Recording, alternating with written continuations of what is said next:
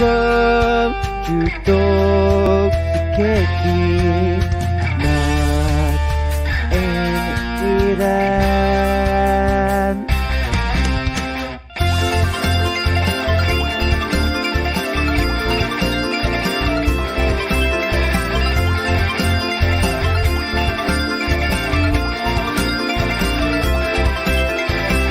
Osashiku.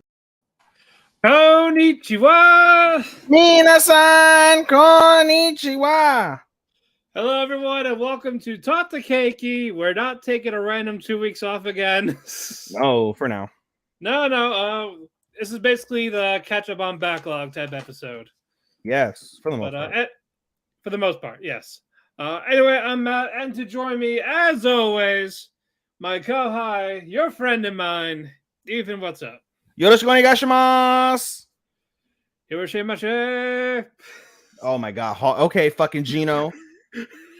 Fucking Gino the Gambino over here. Can't even say Yoroshiku onegaishimasu. Oh, no, I was just saying random shit. I was just saying random phrase. It's from Kevin Kelly and Chris Carlton on New Japan Pro Wrestling. New Japan World. 773, guys. If you guys love Japanese wrestling and want to see good Japanese wrestling, 773, which is 9.99 yen. Anyway, what's going on? Free plug for them. What's up? Yeah, what's going on? Nothing, man. Trying to fucking catch up. I'm only 4 behind this time, and they're all mine that you're not watching, so that'll help. Yeah, so we'll have a shorter show. Yes. Well, no, we won't. We never do, really. Well, look, we will try. Keyword, try.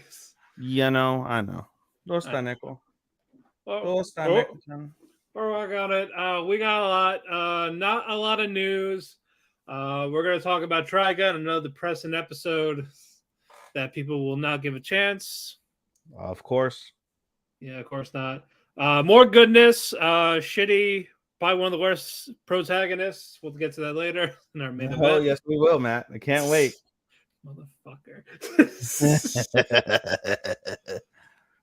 But yeah, we got some good stuff. We got another arc coming for Academia. That's going to start officially the next episode. Can't wait. I cannot wait. And then a surprise or two. We'll see. Who knows? Indeed, we shall. Only a couple of news. Not a lot this time. We got 2 mangas coming to an end. One is Kubo Won't Let Me Be Invisible. The manga itself is coming to an end. Yep, in 3 chapters. Okay. 3 more chapters of that. And for Shikimori's Not Just a Cutie, it is confirmed that it will end when they release volume 20 of the manga. Did they bang yet? I don't know, I'm not reading it. You know, it would be totally like Shikimori, like he fucking like he falls over like as he's about to like put it in and breaks like his dick or something. Like, oh my god, are you okay? Yeah, then he would get pegged.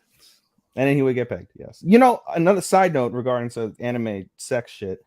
Like, I don't know what it is, but like I'm seeing a lot of these seasons, and I'm just like, why is there no doujin for these? I'm obviously not looking hard enough, which it might be a good thing, but because they're adults. You know, like so many of the good ones. Like, wouldn't you love to see an Ice Guy doujin? I think that would be pretty hot. Fuyutsuki's so beautiful. I would love to see her get. No, absolutely. She's absolutely gorgeous. Absolutely gorgeous. We're gonna have a hard time for waifus this season. So goddamn hard. Yeah. Fuck, man. That's gonna be the husbandos too. Yes. That'll be another one. Already got antagonist planned. We'll see what happens. Protagonist, maybe. There's boy and girl, nothing yet. Trying to adjust my stuff here so I can sound better. And couple. Couple's gonna be easy, I think, dude. I mean, we got 2. Yeah, we got 2 solid ones, dude. 2 very solid ones. Yeah, it just depends on how they end. Indeed. But yeah, we got those for the mangas ending, and we got 1. We got 2. One is a Resident Evil Death Island CG anime movie. Is going to be summer 23. Yep. And then our big one, season 2 of bottom tier character Tomozaki-kun. Yes, I can't wait for that. Yep, and Dory says it'll be 13 episodes. Just like the last one. Good. Yep, so I'm Not looking random forward ass to it. 20 like fucking Eminence. Yeah, faithfully, that's almost over. You know, after this last one, which we'll get to, that'll probably be the first No, one. no. This is one of their better episodes in a while too. For sure, 100%. But we'll get to that when we talk about it, and we got the finale for that next week. We didn't talk about last week's either. I remember, if I recall correctly, right? No, we did. We did. Yeah, Okay. I don't recall. yeah, we just You just want to talk about it again. I get it. I'm gonna turn my fan on. Yeah, just pretty much it. Yeah, the one with the penultimate is the important one. Besides the finale. Yeah, I'm saying for right now. Okay. All right, you ready? Yeah, where's your friend?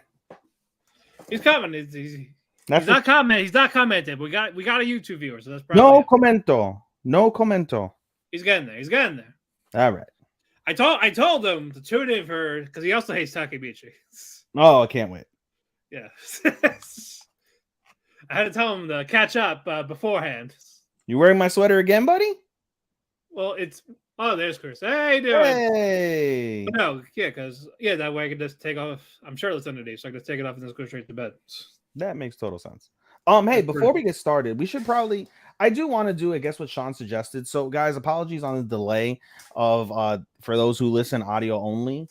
In regards to our show, our editor Sean, he's been going through some personal stuff, but he's thoroughly trying to get everything clipped up and or edited, I should say, and put out, distributed to all of your favorite local podcast locations, wherever you listen to us, Apple, Spotify, iHeart, all those places. So just as a friendly reminder, guys, we always talk about it toward the end, but I just wanted to throw it out early while you guys may be still listening at this point, not 2 hours and 57 minutes into a podcast. But we do go live. We go live on YouTube on the W2M network, as well as W2M network on Twitch. So if you guys want to catch us in real time, you can watch us there. We record every Thursday or Friday for the most part, sometimes Wednesdays, but mostly Thursdays and Fridays.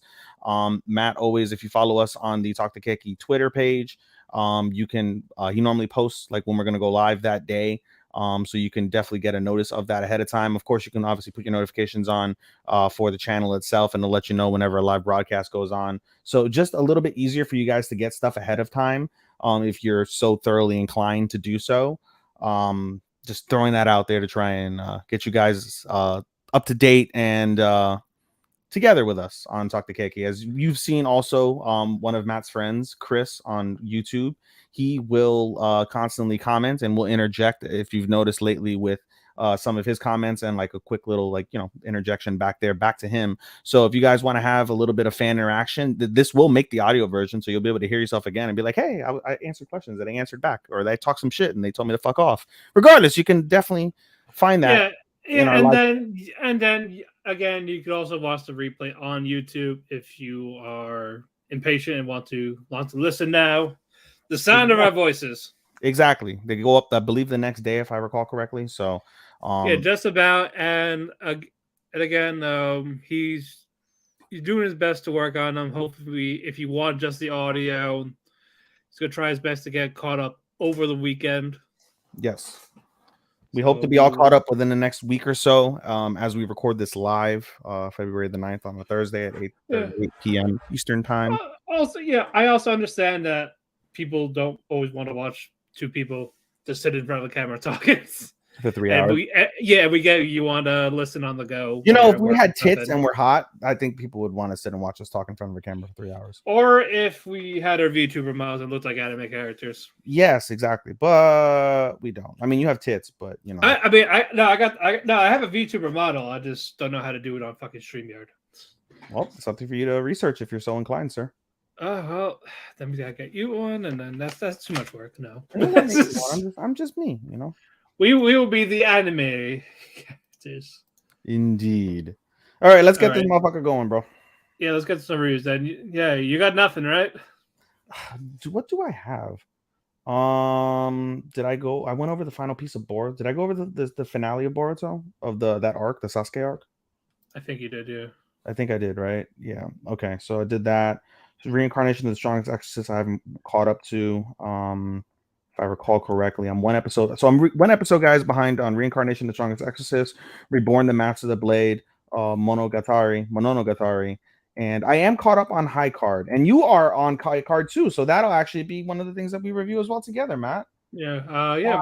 We'll probably start with that. Oh, I figure we're gonna start with the penultimate. Oh yeah, we could do that. Let's start with the penultimate and then do High Card. But yeah, if you got nothing, then I can just start my solos. By Classroom, we'll knock that down. I do have the previous episode of Revenger. That I haven't seen today's episode as we record. An episode dropped every Thursday. I'm not caught up on that one. Spy Classroom for you, Matt, since I'm probably dropping that. Okie dokie. So I'll just give you guys one, and that is from Revenger. So the previous episode of Revenger prior to today was actually pretty solid. The show starts off with Neo in like a kite flying competition, and as they're flying, actually no, let me back up. She's in a kite flying competition, yes, but let me back up. There's like a little festival going on in the town. They're in the town of Nagasaki. Again, this is olden times, so there's a little like Chinese festival going on, and there's a freak sideshow, and there's these various characters within the freak sideshow that you see. And you could tell there's something sinister to this. There's a guy, like a bald guy and a clown. He looks really fucking creepy. And so the episode focuses on that, and it also focuses on Hana, who is the caretaker of the inn where what's his dick and Rizo. Let me find out what's his dick is. Give me a moment. You gotta find out about the dick.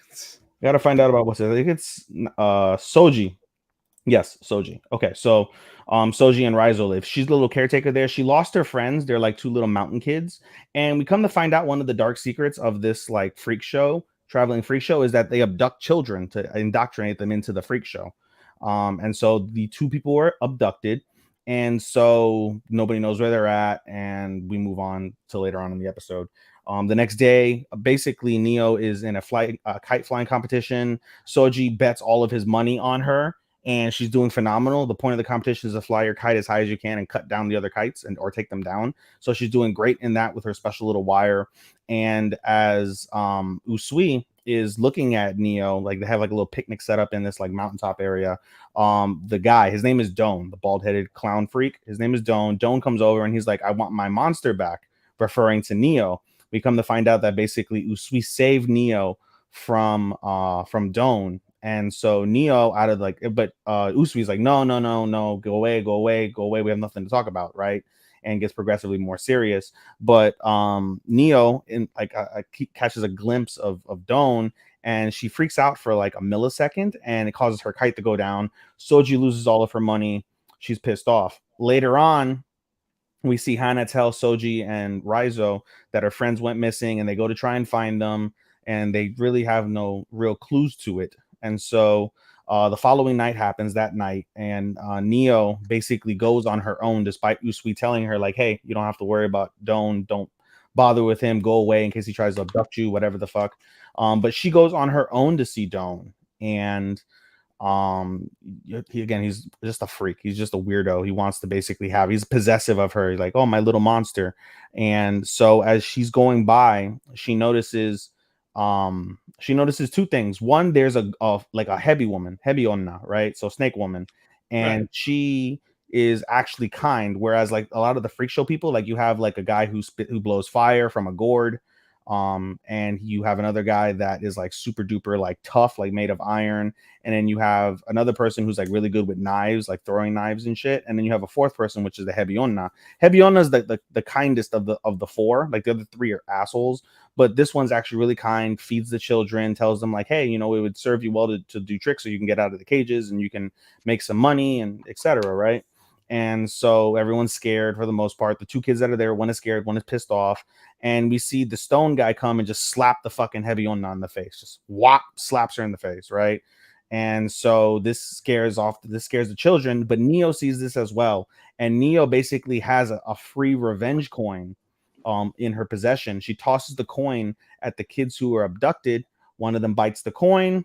This signifies that revenge needs to happen. She brings the coin over to Raizo to Usui, and then everybody conglomerates like, okay, well, our revenge is on the Don Company. They're widely known to abduct children, blah, blah, blah, blah.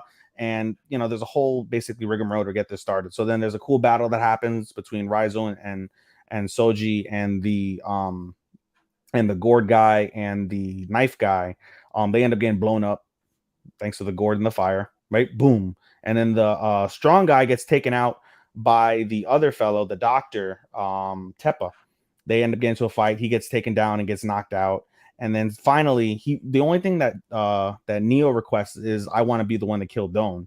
And so she goes over and she dresses up very like provocatively. She's wearing nothing under a kimono and she's flat as a board. I don't know how old she is. She might be a loli, but she's flat as a board, looks like a child. There's a little bump where her boobs are, but in any case, we digress.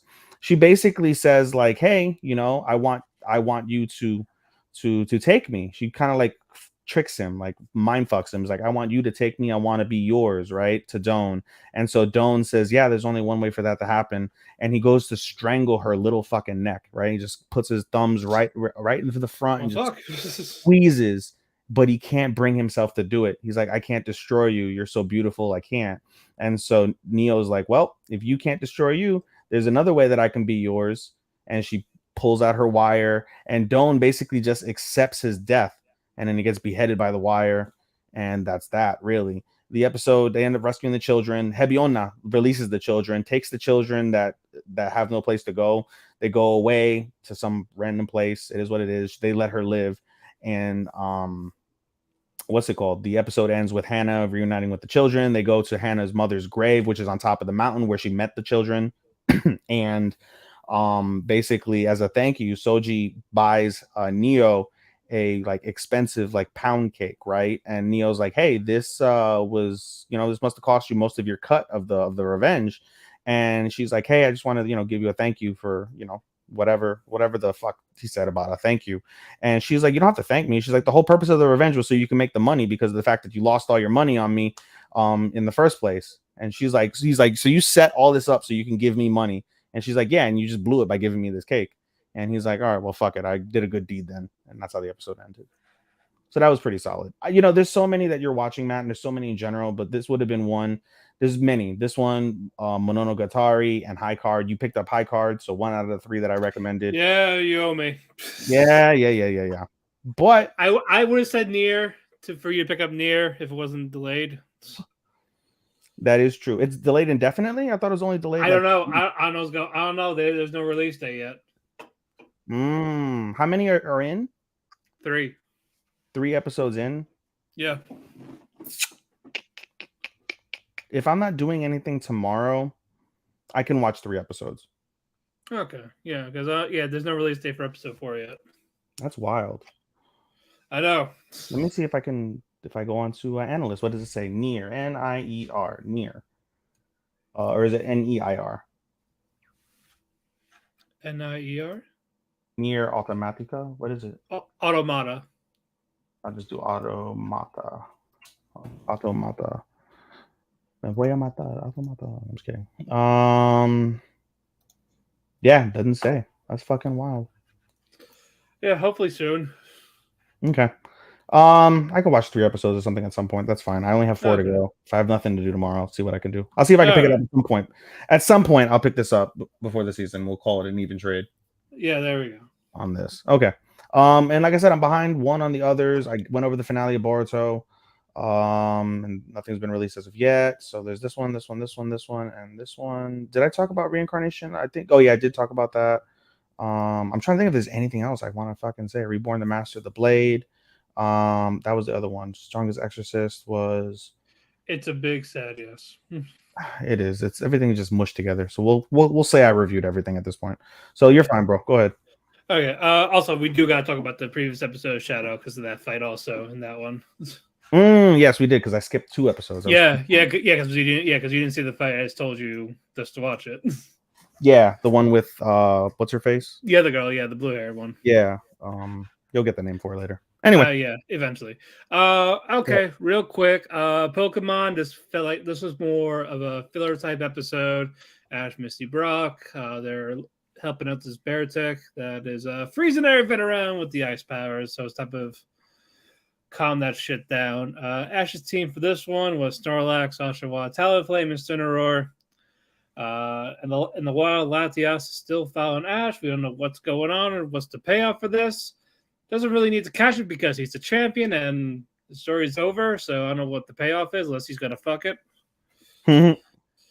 Because the Latias fucking kiss Ash in the movie like 10 years ago or so, but that's not canon. But and Ash is 12, so it's yeah. I am excited for tomorrow's episode because it's gonna be the Squirtle Squad. So Squirtle, Bulbasaur, Charizard could be reunited. That's gonna be awesome.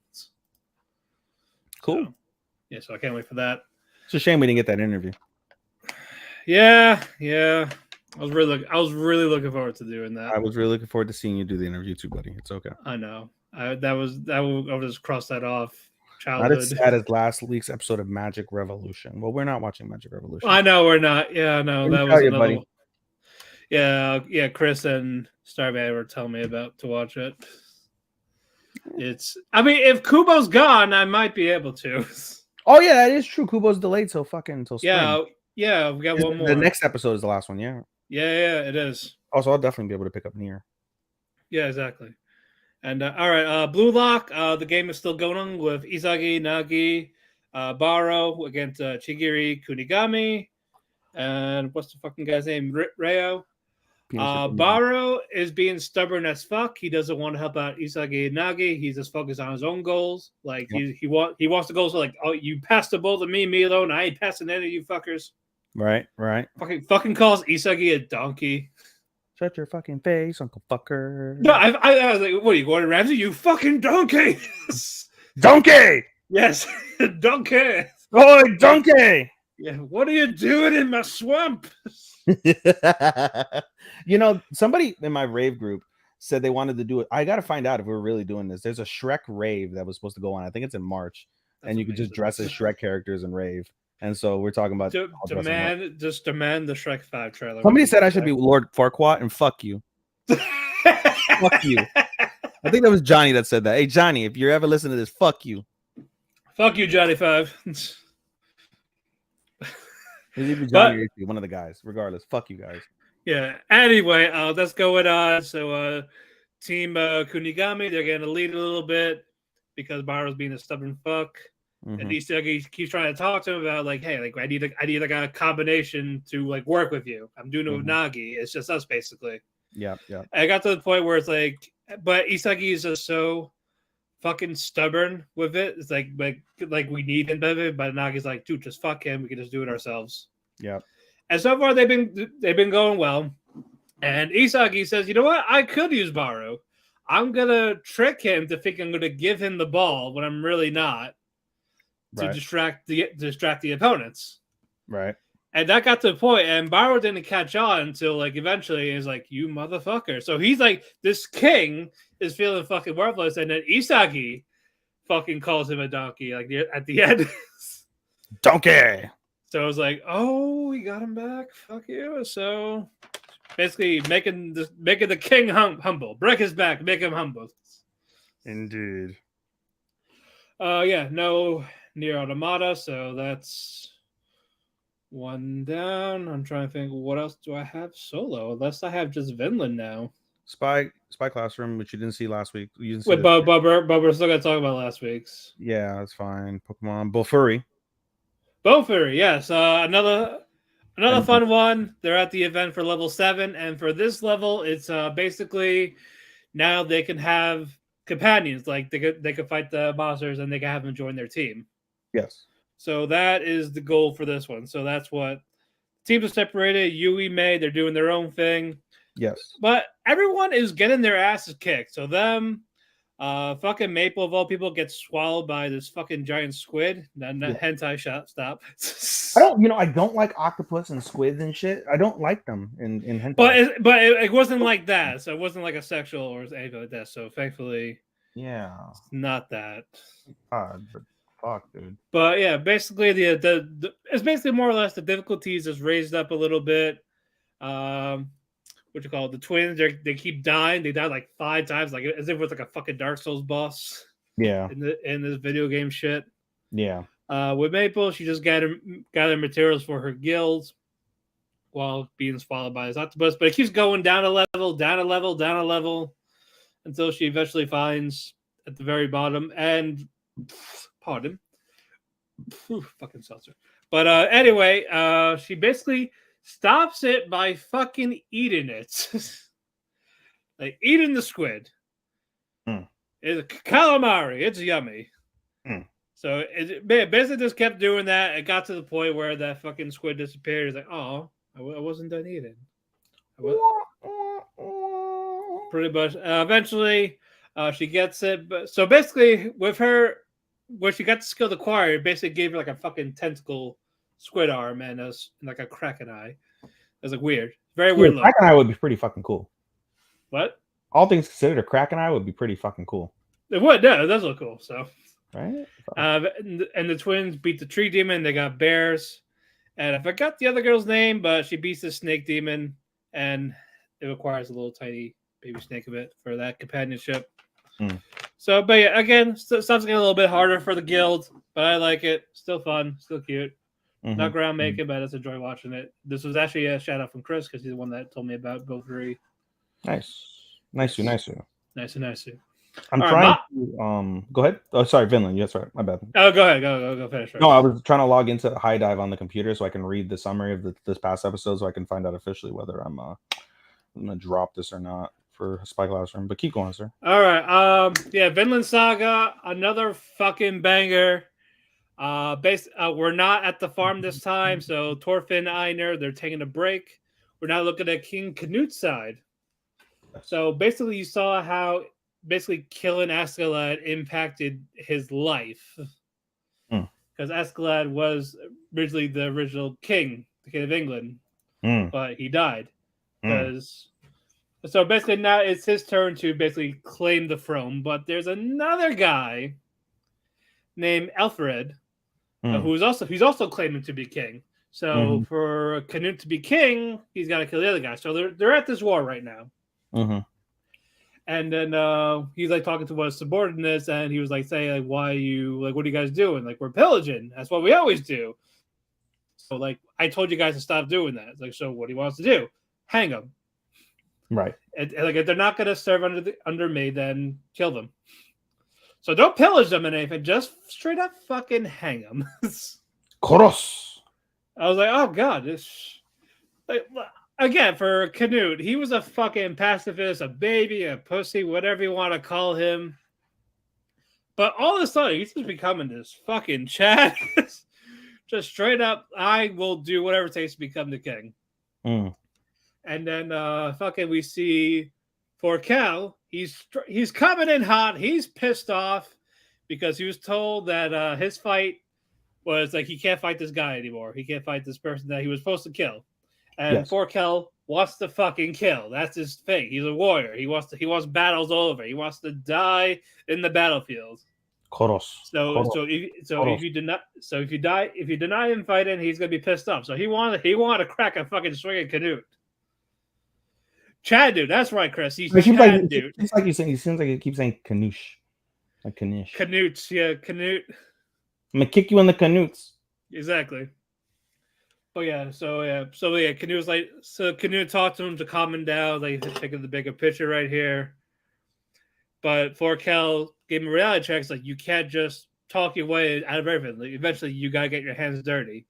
Yes. Like you had a bloody path as soon as you claimed the crown. Yes. So like, just remember that. So it's like, okay, you know what? He's right.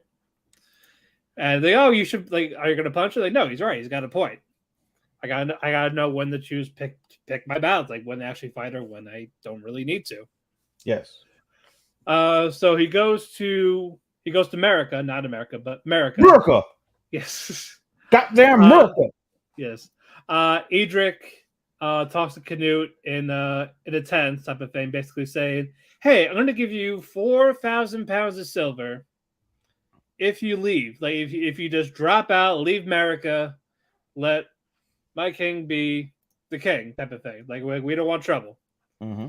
So Canute's like, they know there's 4,000 pounds. And he's like, no, we'll give you 8,000. That's not enough. The only thing I really want is you to be a spy and help me kill him and give me his head. But no, I ain't taking 8,000 pounds of fucking silver. That's nothing. And he's like, I ain't gonna betray him. It's like, okay, come with me outside. You're gonna come outside with me. And you see Canute's soldiers like building like this giant tower with like hay and wood. And it's like, and it's a smoke signal. And he's just, and it's a smoke signal for his guys for like all across the land to just burn everything down. As like, this is what happens when you defy me. And he talks to kids like, do we have an understanding now? He's like, yeah. Mm-hmm. Like, good. So you're gonna go poison this guy, right? It's like, yeah. So Alfred, he gets poisoned, but people say he got ill, but no one knows it was poisoned. So because of this, Alfred's son takes the throne, and now it's now Canute and Alfred. Mm-hmm. But unfortunately, Alfred suffered the same fate. Now he's dead. Now he got poisoned. Yes. So now Canute is now the official King of England. But again, just as 180 of Canute from season 1 to now. From this pacifist to just ruthless. Mm-hmm. And I loved it for that. It was so good. And that was where we ended the episode. Again, it was a much needed break away from the farm. We'll get back to that next week, though. But we need to see the other side of how everyone else how it got impacted after everything before Thorfinn got arrested. And I'm glad for that. And I got to the point where even Thorkel was pissed off because he didn't want to talk to Canute. It's like, so he's king now. We got to do it. But like, shut the fuck up. You're ruining my beer. I don't want to hear his name right now. It was like that. It's like, it's so good. And I'm glad fucking Anime Trend and it became number 1 for the week again, right where it belongs. And fuck the people saying it was boring because again, you got your violence here. You got fucking people. You got villages fucking burning. You got people being poisoned. So I don't know what to tell you. Moving on. Let's do it together. All right. Let's go together. All right. Let's Eminence and Shadow. Yes. Let's go with the episode 18 first. 18 first. We have. Didn't it start? It started with Sid talking to the sister. Yeah, the episode of 17 ended with the sister meeting him at the right. But episode 18, she's on top of him, strangling him. Yes, but for this one, it's Iris now. Like he's like in the arena talking to Iris. Like, oh, he's like no. It started that way. It started where she was strangling him. It's like, here's tickets to the VIP skybox. You're gonna go there. You're gonna watch me fucking perform. Yes. Okay, that's right. Capiche? Like, yes. Yeah. Okay. Yeah. You don't need to tell me twice. So you're gonna have to lead 18 because that was last week. But yeah, Sid's at the arena. Yeah, he's fulfilling his request. He's talking to Iris. Yep, talks to Iris, and then they talk briefly. She mentions like, I'm the Kagano's brother, and she's like, so what was my sister like? Because he said you guys dated. Oh yeah. And it's like, oh yeah, she's like lovely, even though she cut me, treated me like a dog. And she's like, oh, you guys play with a dog? Like, no, I was the dog. She would throw shit at me, and I would catch it like a dog. And they were also talking about, so who do you think is going to win this tournament? Oh yeah, but again, don't toss aside Monday Man, but don't Jimmy no Sere. Exactly, but we'll get to that now because now it is Monday Man against Anrose. Yes, and Iris is watching very closely. Yes, because she's basically going to fight the winner of this. Yes, And Anne Rose was fucking confident. And what happened, Ethan? She got waxed. She got absolutely waxed. Couldn't land a strike on him. Nope. At all. And she took it as basically being humbled. Yes. It's like, you know what? I probably need that ass whooping. I deserve this. Yes. She did. She's being cocky and don't judge a book by its cover. And Iris was watching the fight, and who was it that was talking to him? Was it Pervy Man or someone else? Yeah, I think it was Lord Asshat. Lord Perv Asshat. Lord Perv Asshat. But yeah, and then he's like asking her, he's like, so you think you could beat him? And she's like, yeah, I got it. He's stronger, sure, but I can beat him. Like, okay. Yeah. And then in her fight, fucking squashed the guy. Fucking won it. Got wind scarred. Basically. Yeah. Is there anything else that happened in this, or we can go to the actual penultimate? Was there another interaction between him and Beatrix, I think? A little bit. Basically asking, hey, have you seen the elf? And then, no, so how about you come to the thing with like Iris, like maybe it'll help you, or was she talking to Iris? Because Iris invited her in the penultimate. Yeah, she invited her in the penultimate.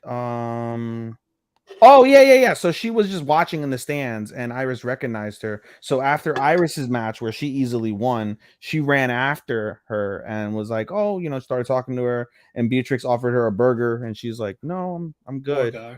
And then they move on after that. We didn't think that we'd see anything until the penultimate, where we find out she invited her to the skybox. And basically say, hey, has anyone here seen an elf, or I know of an elf that looks like me, type of thing. Yes. And you find out, it's her aunt, not her sister type. Yes. But unfortunately, no luck, because nobody knows. Indeed. So all that's going on. Of course, Sid is at this thing as well, because otherwise be killed by the sister. Yes. And then we get to that main event. It was in the middle, wasn't near the end. How did this play out, Ethan? Mind fucking. It was no overpowered, dragged out battle, talking, trying to find the identity of Mundane. It was more of battle begin, decapitation. Nani? Yep, like you say, her head was cut off, but it wasn't. It wasn't. Nope. Fucking Genjutsu.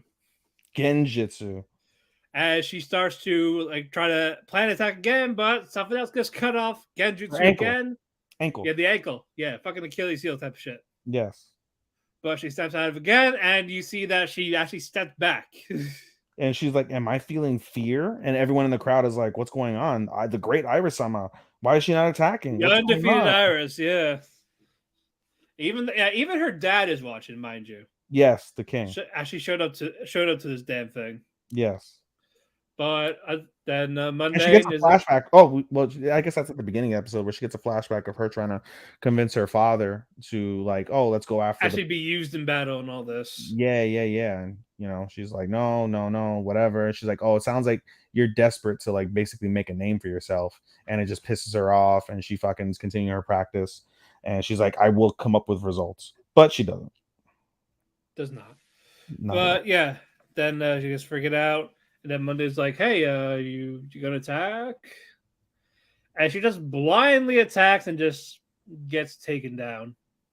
Yeah, she gets he gets judo throws. She gets judo throws. But she also finds out, she's like, oh, and she's like, why am I feeling fear? And she's like, she pays attention. She notices it's Genjutsu, because whenever he pops his hip, he it's like, oh, I see my death. And it's like, what the fuck? She basically, he's like, if she tried to do it then, that's what would happen. And she tries it, and it's like, no, that's my attack. And you see he doesn't even have his sword. And it's like, what the fuck? And so she says, fuck it. She goes full fucking KO Ken, powers up, charges in as hard as she can, and gets judo throwed. Jimina doesn't use his fucking sword. Has her pin sword next, oh. We're gonna have fun. Yeah, before she attacks, she's like, oh, he's like, what? She's like, we're just getting started. And she goes, goes charging after her, fucking gets judo throwed. Fucking Jimina pulls out his sword, puts it to her neck, and said, what's wrong? And she gives up. And that's the end. And everyone is in complete shock. Her father walks away in shame. The Lord Asshat is like, all right, well, let's go and kill the father because that's the next thing to do, right? And who comes into the door, Matt? The blonde woman. What was her name? Rose. I think her name is Rose. Is it Rose? I think it's Rose. Let me click on the title to be sure. You might be right.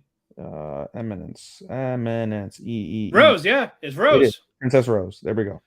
Yeah, Rose just charges in. It's like, oh no, you don't. I think it might got. No, I hear you. I just wasn't talking. Yeah. Oh yeah, fuck your listener. Say, oh no, oh you stop it right there, you son of a bitch. Pretty much. Who else came in?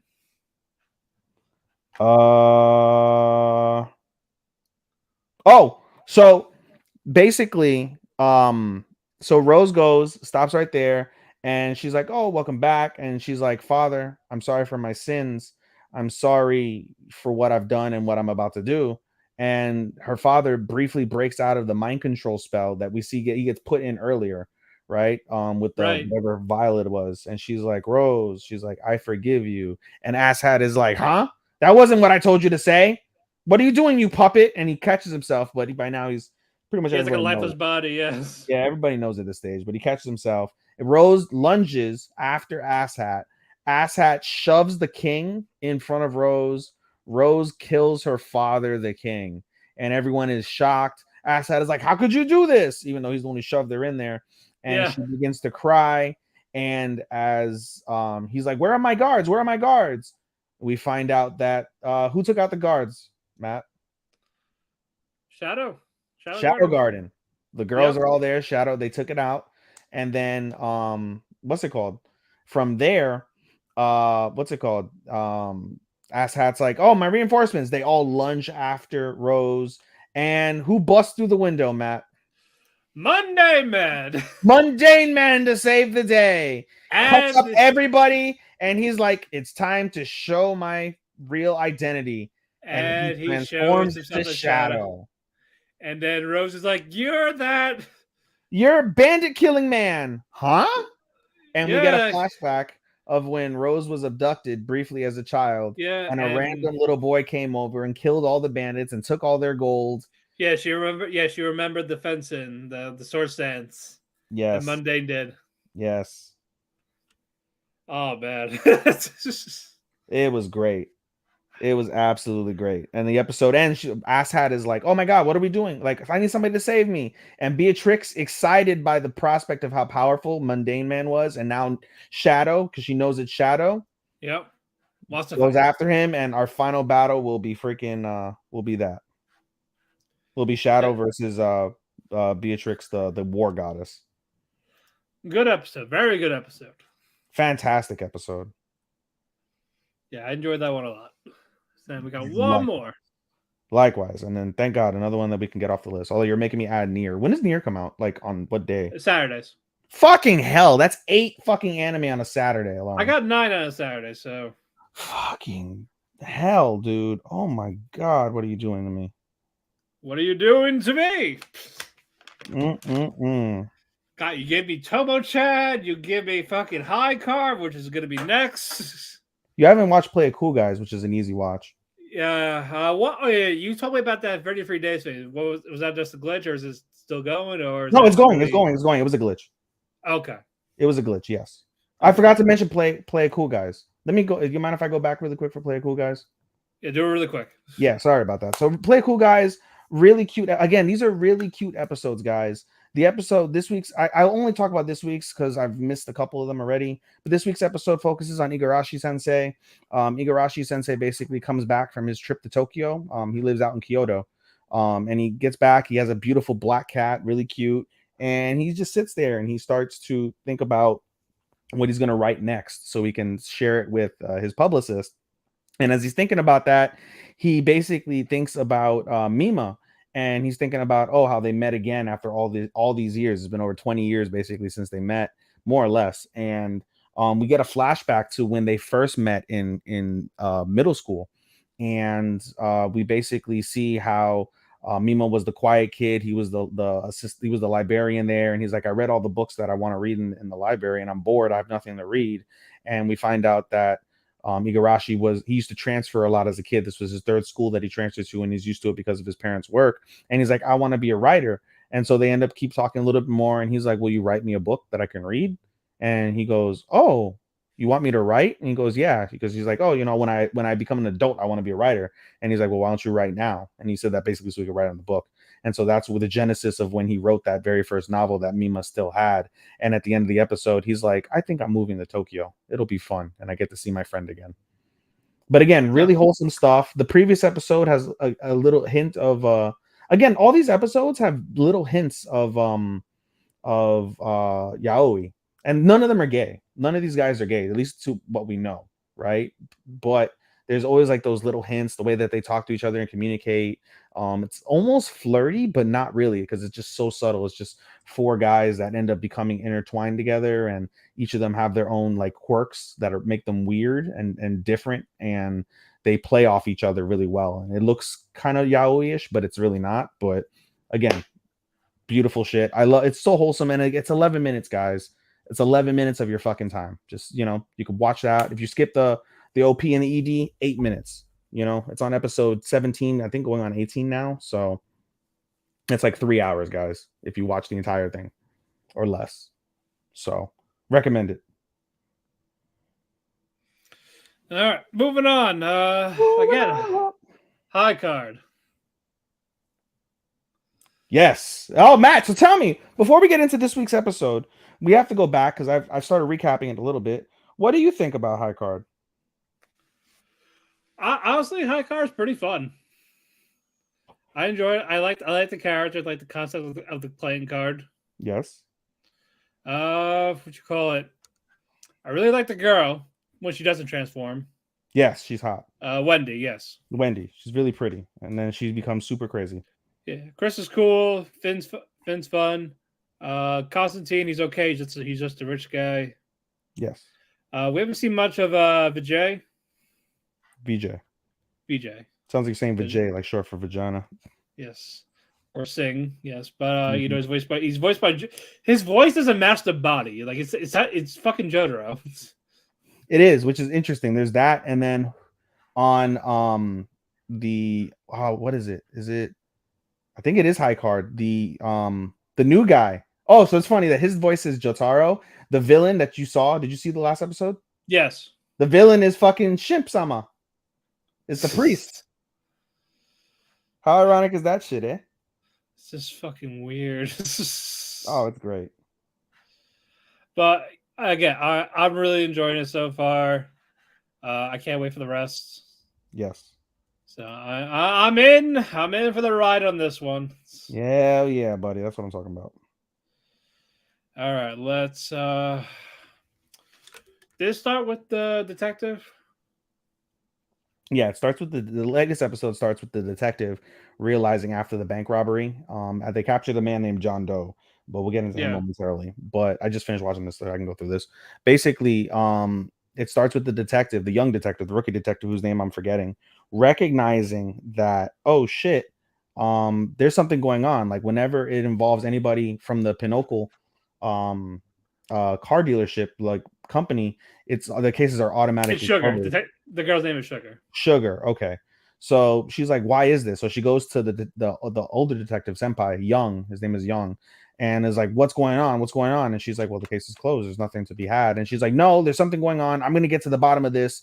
We find out she's like OCD when it comes to stuff. Once there's a mystery, she's like determined, hell or high water, to solve it. Yeah, exactly. And she asks for help around the police station. Despite everyone telling her, like, just let it go. Yeah, like you're barking up the wrong tree. Don't do it. Yeah, don't like we avoid them. Yes, like the plague. But like, she doesn't listen, and so as they're having this conversation, an assistant basically comes in and is like, "Hey, we need help interrogating John Doe. Will you come with us, detective? And the detective's like, nah, I'll let the Sugar do it. So Sugar goes in, and basically Sugar tries to get him to spill the beans on the Klondike organization, which is the other rival organization. And she's like, the guy, his name John Doe, he's like, no, you don't know them. Like, they're gonna come after me, they're gonna kill me, like, because I failed the family. Like, and she's like, no, they're not. Like, we're the police, we can totally do that. And she's like, but they're everywhere. Like, you don't know where they're at. She's like, no, we're the police. We got you, bro. And he's like, do you really? And she's like, yeah, we promise to protect you. And she's like, okay. He's like, so if you guarantee my safety, I'll spill the beans on everything. Okay, no problem. She ends up going somewhere else, leaving him with the assistant, and we'll find out what happens after that. So as this is happening, Sugar basically goes away, and she decides to start staking out the Pinochle company. So she starts following each of the members, finding out their routines, finding out their processes. So the company's open from 9 to 6. The 7 people, they leave that job at 7 o'clock. And they go about their daily lives, nothing suspicious, nothing crazy, can't figure it out. One day Finn is leaving late and sees somebody running and is like, oh, that damn Klondike family, runs after him with his gun out, and it's Sugar. Lured him into a trap, arrests him for interrogation, puts him in the car, handcuffs him. They're driving. Finn's trying to weasel his way out, and as they're driving, a bus, Truck-kun. Yep, hits them. Truck-kun comes over like, surprise, motherfuckers. Truck-kun comes over, and they're like, oh shit. And then we see a woman walking around, and we'll get to the other part in a second, Matt. I was gonna say, like, yeah. I don't know the woman's name yet. We don't know her name yet either, but she's a bad guy clearly, and she has the ability, we find out, to basically possess things. Levitate things. And so she levitates the bus, is going to drop it on them, but they manage to escape as the bus is dropping. Yeah. As this is happening, we see Young go to a Klondike charity event, right? And he knows all the bad people. He knows all the bad people, knows what happened to them, and they're all pissed off at the detective, but whatever. And we see Klondike come out. The official guy's name is Klondike. I forget his first name, but Klondike comes out and starts giving the speech about, the family and the companies, etc., in front of all these guests. And he's like, before we move on with the rest of the party, I have something I want you to entertain you guys with. And he brings out a man with a hood, right? And he's bound, and they reveal the hood. And who is it, Matt? Pinochle? Was it the John Doe? Oh, sorry. And John the person Doe that was carrying him in was the assistant. Young eyes perk. He's like, oh shit. And basically he's like, this person betrayed the family. I'm sure he had his reasons, but we'll ask him anyway. Why did you betray the family? And he goes, it's because I failed the family. I let a card go. You guys will never forgive me. And he's like, that's right. And, I want everybody to be unified in this. I don't want, divisions in my family. And as he's doing this, basically as the levitation is happening on one side, he's without having, I don't know, we can't see where his cards are at or anything like that, but he's basically with making no effort of his own, twisting this guy's neck behind his head. Crack, crack, crack, crack, crack, yeah, crack, crack. You hear it slowly. You hear it and you just see it. Yeah, and the guy's face is turning purple. Yeah, the guy's face is turning purple. The guests are freaking out and are like looking visibly ill at watching this guy's neck about to be snapped. And eventually, pop goes the neck. Blood goes everywhere. As he's done talking, now he just does that as a little farewell, I bid you all adieu. Yep, goodbye. Mwah! And good night, crack. Yep. There's a little caveat with Klondike. Klondike doesn't drink, and so he's like, come by, and he toasts, and everyone is like shocked, quiet. And instead of drinking the wine, he pours it on the dead body, goes about his way. He's like, I gotta drink. Also, he's also talking to the detective there because Klondike, he knows him. Yeah, and he's like, "What?" And he asked Bond, which is Klondike's name, Bond. Yeah, like, what happened? And like, what happened like 10 years ago? Like, no, not 10 years ago. 1 month ago. Oh, sorry, it was 1 month ago. It was 1 month. Okay, but he's asking like, what happened? Like, what's causing all this? What made you this way? Why are you doing that? Yeah, and he's like, no, like, can we just have a drink like we used to? Right. And he's like, I don't drink. So, and he gives him a little hint about what's happening. We forgot to mention also as basically Young says, as he sends off Sugar to do the first interrogation, he goes by himself to the car underground, and he calls up the president of Pinochle, Theodore, and they know each other and they're familiar with each other. He tries to get information on what happened before he got the information from Bon, and Theodore would not budge at all. And also, while Bon is having this conversation with Klondike, when Young having this conversation with Klondike, we see the unknown woman having a conversation basically with Finn and Sugar, and she possesses both of them basically, and freaking she has Sugar by the neck with her levitation powers, because she could do something similar to Klondike, and she's got him by the neck strangling her, and she possesses Finn's gun and makes him point the gun at her, and the gun goes off and everybody thinks, oh, he's dead. When we return back to that scene, we see the gunshot was on the side of Sugar, and she warns them, like, stay out of family business. If you get in our business again, I will kill you. Yeah, like, I won't make you miss. I won't make you miss, basically. And she walks away. Sugar has a panic attack, freaking out, like, what the fuck is happening? I don't know what the fuck is happening. And Finn is like, listen, lady, you should just stay calm down, and stay away from us. And she says, hell no. Yeah, like, I'm obsessed. Like, I need to know what's going on. And Finn cuffs her and says, just please stay away, and walks away, leaves her like leaves her there next to the wreckage of the car accident. And it's funny because it was raining throughout this entire time, and the rain stops, and she's like, oh, the rain stopped, while she's like cuffed and freaking the fuck out, which is funny. Yeah. And the episode ends basically with Sugar and Young stoking out the Pinochle company. And Finn notices them and is just staring. And Young is looking at Finn's profile, like the physical profile, like on the sheet. And they have a conversation basically. And the episode ends with Young revealing to Sugar, like, hey, the guy that I tasked you with interviewing, yeah, they found him dead this morning. And Sugar's freaking out. And she's like, don't worry. Young's like, don't worry. I still have high hopes for you. End episode.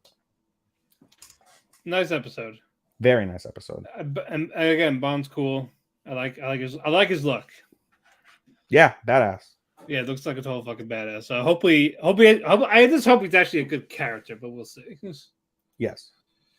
Moving on, Nagatoro. Very etchy this week. Yeah, what's a rom-com without a Christmas type episode? Yes, without the Christmas episode. So the episode starts out with Senpai and Nagatoro. No, it's just Senpai. Senpai is basically dreaming of Christmas with Nagatoro. They go visit. Nagatoro's leading him by the hand. They go visit the giant tree in Tokyo Square, or whatever city they're in the city square. Giant tree. They're like, oh, it's so nice. Like, oh, here's your gift. Merry Christmas. He wakes up, and start credits. When we come back from the opening credits, we see Nagatoro talking to her sister, and I was like, what's a good gift that you can get somebody? And of course, Anatoro fucking starts teasing her about it, but does give her some suggestions. She goes and buys her gift. We move on. School ends that day, and they're talking, Senpai and Nagatoro are talking. And and this first half is basically them trying to figure out, like, they want time to, like, exchange gifts. Yes. But stuff keeps happening. So basically, so the first thing that happens is Nagatoro's friends. Yeah, the friends come over and they're like, we have a meeting right now. So they're in the library and they're like, oh, it's Christmas Eve, and we're divided by the single girls and the girls with boyfriends. And the girls with boyfriends are like, we'd love to hang out with you guys, but it's Christmas Eve and we want to spend time with our boyfriends. And they basically try and get Nagatoro to join, but Nagatoro's like, no, I have something to do. And her and Senpai, they go out and they're trying to find, again, the time to give the gifts. So as they're walking around the school, there's an announcement like, hey, school's out of session. Everybody needs to leave the premises. And they see the principal walking. So they're like, oh, we need to hide. So the first place they hide is the nurse's office. The art room first. The what? The art room.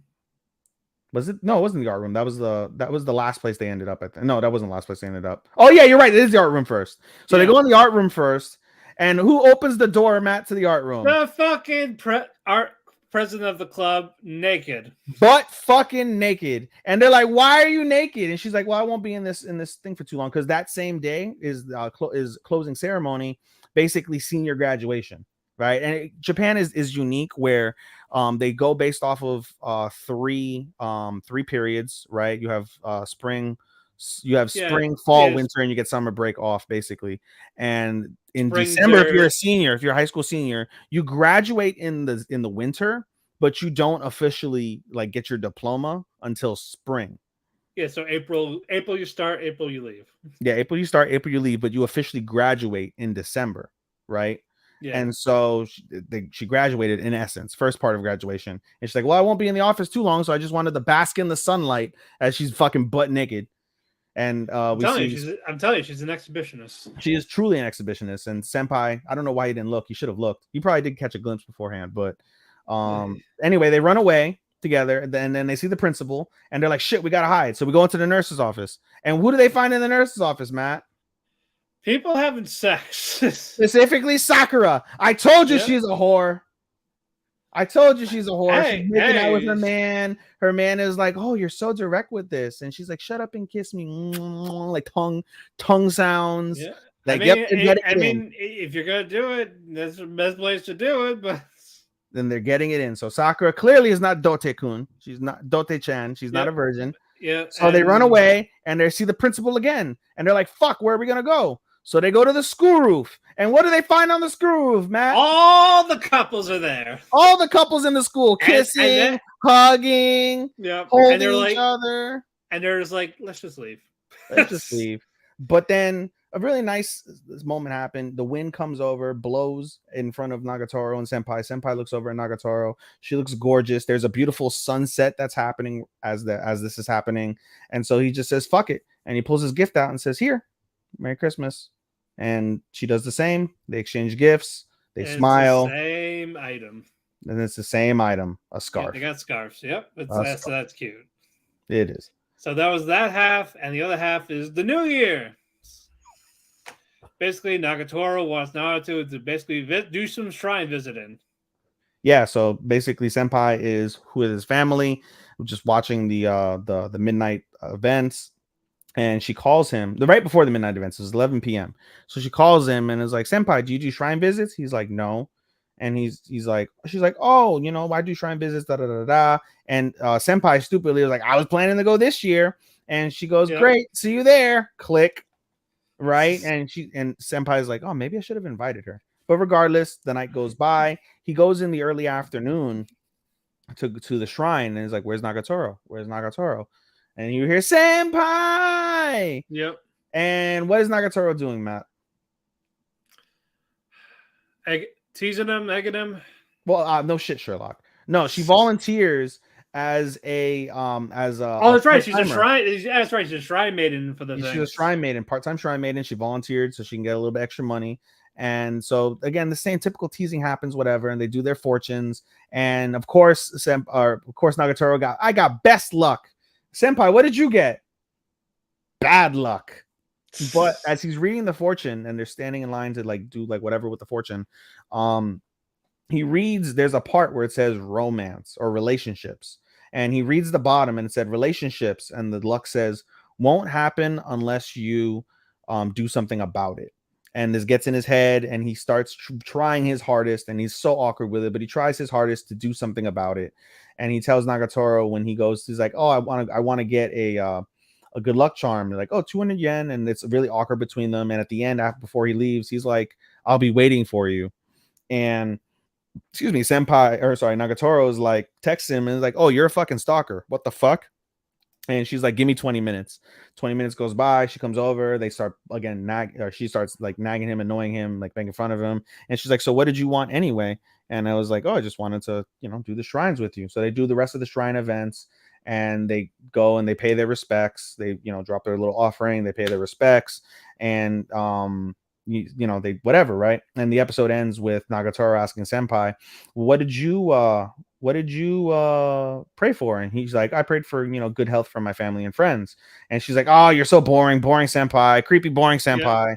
And so Senpai's like, well, what did you ask for? And Nagatoro teases him and says, I wished that one day I can be your bride.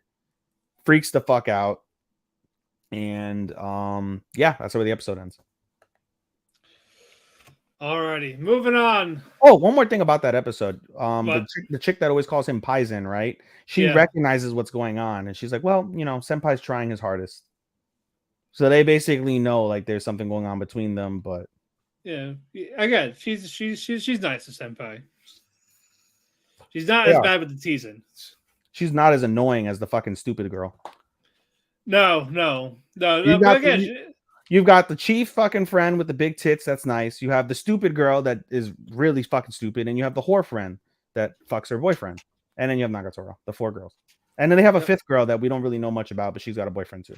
yeah, we'll get to them eventually. Yeah, right. Moving on. All right, moving on. Spy Classroom. This is yours because I didn't watch it, and I dropped the series officially as of. You didn't watch episode 5? I told you I wasn't going to watch episode 5. I said I wanted you to let me know how the series progresses, and I'll decide to pick it up. I logged into High Dive to see what it was, and it just seems like episode 6 right now says the girls. This is the synopsis. The girls receive some advice to see each other. But it's still flashback season. I'm good. I dropped it. I'm good. So this will now be yours starting next week. You get to review this on your own, and I dropped this. Think about it as I dropped this for Nier. How about that? Okay. All right. We can go with that. Never. But yeah, I just hope the flashbacks is not the rest of the show. You let me know. That's really the one thing I'm worried about. I think I know today's is another flashback. Yep, drop the show. Not doing that. You're not going to give me the payoff after 3 episodes and then flash me back the rest of the time. Fuck you. But I will say Lily is cute in the maid outfit, even though it didn't work. And you do find out that they're basically almost the same age as Klaus, because Klaus is 20. And they are adults. Like, so they are adults. I think they're like 18. So they're all 18 and lolis, in essence. Yeah. Well, most of them, yeah. Still, you're not going to give me the payoff by episode 3 and then flash me back the rest of the season. I'm good. Don't ever do that. I guess that's going to be my cardinal sin. Like when you like, oh, it was all a dream. And you say, fuck this shit. For me, it's like, don't give me the payoff early and then flash me back. Like if it's like 1 episode, okay. If it's 2 episodes, 3 episodes, drop. Right. That's my rule now. All right. Well, hopefully after next week that they would, but not. If not, then we're gonna have a problem. Are you gonna drop it, or are you 2 in it? If the next 2 are flashbacks, I'm probably gonna say most likely. But at the same time, it's like, damn it, I'm like halfway. We know Starman likes this shit, so yeah. Hey, we'll see. He's gonna try and sell it to us, but maybe. Bye. But let's just move on. Kubo. Another good episode. This is so cute. Honest to God, and I wrote this in my review on my anime Instagram, AI_anime24, for those who want to follow me on Instagram, on my anime only Instagram. But I was like, if it wasn't for Angel Next Door, I think that this would probably be the rom-com of the season. I think this is even above Ice Guy. And I like Ice Guy very much. But I think this I think Angel is my favorite in terms of rom-com that we got. Yeah, Angel by far is the best rom-com. Kubo for me is second, and Ice Guy is third. Yeah, this is definitely a solid 3 3/4 if we graded it for this season, but we carried. If you graded it right now, I'm grading it 4.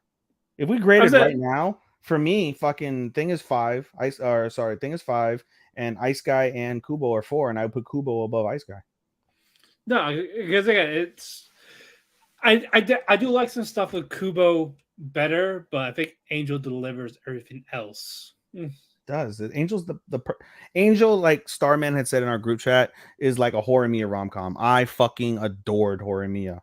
Yeah, it fucking delivers, absolutely delivers. And if you want to go based off the same thing, it kind of has the Sasaki to Miyano vibe in a way. Yeah, it's beautiful. I love those type of anime. I love those type of romances. But yeah, we're gonna have ourselves. This is about Kubo. Yes. Shirashi is basically, he wants a lunch break. He wants to try to find a spot to take lunch alone. He wants to be alone. He wants to be invisible. Yes, he wants to continue his invisibility. Correct. Yeah, so he eventually goes outside, and who meets him? Kubo. Not Riho. Kubo. Riho. Riho. No, Kubo. That's what we're gonna say. Kubo. Oh God. It worked. It works for when she's sneaking up behind him. Like, oh no, it's Kubo. Kubo. But no, of course, Kubo matches him. She's like, there you are. I was looking all over for you. And he's like, huh? He's like, why won't you leave me alone, woman? Stalker. But yeah, so now because of this, Kubo wants to join him for lunch. And Shirashi is like, wait, why aren't you with your friends? And she's like, oh, well, they all have club meetings, so I want to hang out with you. Yeah. So yeah, so they're doing their bento shit, and now we got a cute little thing. Basically, they like each other's. As like, you want it. And first Kubo tries to feed him, but he just quickly takes it. Thank you. So, oh. Or she. Yeah, Kubo has the cutest pout. Yeah, she's got like little girl pout. Like, she's got a, she got a little Miri pout. Yes. And just stare like she. I love that when they stare. Yeah, and now Shirashi, he starts to feed her. She just grabs his hand, hump. Yep. And like, no good ideas. Yep, and he freaks the fuck out, like usual. And they're like, oh, and she's like, oh, it tasted good. And they're like, oh, what's your favorite food? No, she goes, oh, she's like, I guess I have no choice. I'm gonna have to make you food. And he's like, you don't have to. He's like, no, you gave me no option. I have to make you food. Like, I have to, no other option. I have to make you. I have to make you food. And she's like, well, what's your favorite food? And he's like, I don't know. He's like, well, what's your favorite? And she basically gets on her knees in front of him and is asking him, holding his hand, asking this question. And he's like, hamburg steak. I hate how they say it. Hamburg steak. Like, motherfucker, say it, hamburger. Hamburger. It's Hamburg steak. Like, it came from Hamburg, Germany. Did cheeseburgers come from Hamburg, Germany? Is that why they're called hamburgers? I don't know. Like, what is the origin of hamburger? What is the origin of hamburger? Because that's all they say in Japan. Hamburg steak. It's a fucking hamburger. It's German, yeah. But in any case, and she's like, oh, okay. And so they have lunch the rest of the time, whatever. And she's like, hey, she's like, I want to have lunch again with you. And Kubo's like, yeah, you can have lunch with me whenever you want to. And that was very sweet. All right, now we move on from this. Basically, we move on to the real meat. The second story is the real meat of this episode, and it's the three girls. It's Kubo and her friends, and they're having. I'll say before that, Kubo, Shirashi, they what you call it? They go to school the music. Early. The music. Sorry, you're right. Yeah, Kubo got up early. He's like, "Oh, I'm up early. I may as well go to school." Shirashi, sorry. Shirashi, yeah, he woke up early. I'm gonna go to school first. I've never done this before, but I think it'll be nice and peaceful. And of course, Kubo goes there. She's already hanging out there, had the headphones. Yeah, I got to the point there. Yeah, Kubo gives him her one of the headsets. Like, hey, you're gonna listen to my music with me. Yep, and now it's like song. Very nice song. And then we go to Shirashi's thing. Now it's also like, I want to hear your music. Yep. Well, yeah, it was like, yeah. And you're forgetting that they're sitting next to each other. She's like, scoot over, and they're sharing a chair. And no, at first when she's like, oh, he's like, I don't really want to listen to music. When she first proposed it, and she basically grabs his cheeks, pushes him back, so Kubo's like leaning over him, and is like, this isn't about what you want. This is what I want. I want to listen to music with you. I thought that was super adorable, kind of sexy, but really adorable. And then she's like, scoot over, and they're sharing a chair, one ass cheek per chair, per side of the chair. And she's getting close, and Kubo's like uncomfortable. He's like, oh, you're too close, but she smells really nice, whatever. And so then we get the first song, and then the second song, she's like, I want to hear your music. So he puts on an anime song, and she goes, where's this from? I've never heard this before. Yeah, it was from the manga that they're reading, that fantasy one. She's like, there was an anime that they adapted. It's true to the manga, which I laughed when they made that portion. Like, oh, it's true to the manga. I was like, yeah, okay. And they're like, and there's a movie coming out, a movie adaptation to the next book, and I'm really excited for it. And she's like, oh, okay, good to know. Yeah, so Kubo goes home to watch the anime. Yes, and her sister's like, what are you watching? She's like, oh, something a friend told me. She's like, oh, a friend, huh? And then she gets out the shower and she sees this, and she goes to the fridge, grabs a beer, and she's like, nothing like getting out the shower and drinking a beer fresh out while watching your sister be adorable. I thought that was funny and cute. Yeah. And then we get to the real meat of the story of this episode, Matt. Yeah. At the cafe, it's Kubo and her two friends. You can't do it all the time because we like Kubo. I know. I don't mind Riho, but No, I like Kubo. No, she's very adorable. Yes, we like Kubo. So Kubo and her friends, they're at the cafe, they're having juice and talking, and they start talking about boys, and they ask Kubo, like, hey, do you have anybody you love? And she's like, ah, and they're like, and then her other friend was like, well, let's say this. Do Anybody you you're have anyone you're interested in in? that, like, you know, when you think about them, like your mind, like you lose yourself like in your thoughts. And she hesitates for a second and she's like, Shirishikun. And one of the girls is like, how could you like such a dull guy? Right. And then Like, she dude, starts, like he's mid and all this. yeah, how And you like such a mid guy? He's dull, he's quiet, he's not cute, he's not hot, he's not smart. he's like, no key, no guns, no bitches. What do you like about him? What do you like? And then Kubo gets upset. Kubo's fucking puts her finger on her lips and was like, you guys don't know his strong points. Like, Yeah, I know she's his like, strong stop points. talking. Like, I stop talking. You don't know his strong points. Like, I know his strong points, and I don't like when people badmouth him. And they're like, okay. What? And so other friend was like, well, what are his good points? Yeah. Well, yeah. Well, first, one friend was apologizing, and was like, so what are they? Like, And she gets quiet and she starts running down all of Shirai-shikun's good points. And the other friend that was bad mouthing him realizes, oh my God, Kubo's in love. But then her other friend yanks her back and was like, no, don't say shit. Don't tell her. Let her revel in this because this is her first love. And you basically just see her like lost in thoughts over Shiraishi. And that was really fucking adorable. That was really, really, really adorable. And now the last part of this is it's White Day. For those who don't know what White Day is in Japan, you have Valentine's Day where you give your chocos, and White Day is basically the other party is supposed to reciprocate to the person that gave them the chocolate by giving them some sort of gift, chocolate or otherwise. And so Shiarishi is like, I don't know who the fuck gave me this gift. I don't know. And he's going to look for a gift. And as he's going, he trips on himself, falls face first. And I love this. He falls face first, and then there's a spotlight on him, and everything else goes dark. And he's like, I'm normally invisible, but the one time that I'm not invisible is when something bad happens to me in front of people, such as me falling over and tripping. And everyone's like, sir, are you okay? Sir, are you okay? And he notices the gift in the woman who asked him the question. She's like, I'll take one of these, please.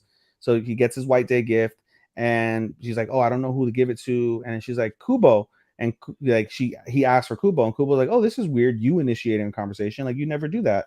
And she's like, well, what's up? So and it's like, so you know the person that gave me no. Before that, okay. He's like, hey, you know, talking here is fine, but can we go somewhere else to talk? And Kubo's like, okay. So they go to a secluded place in the school and they talk. And then, as Matt said, she's like, hey, I have this White Day gift, but I don't know who gave me the chocolate. Can you give it to the girl? And you said, and like, since you know, could you give it to them? But you know, he's talking to her. Yeah. And so she chuckles for a little bit and she looks at the gift and she's like, oh, it's okay. I like sweets. And she's like, it's not about you. It's about the person who gave me the chocolate. And then she's like, oh, well, how about this? She's like, how would you feel if you got a chocolate from me?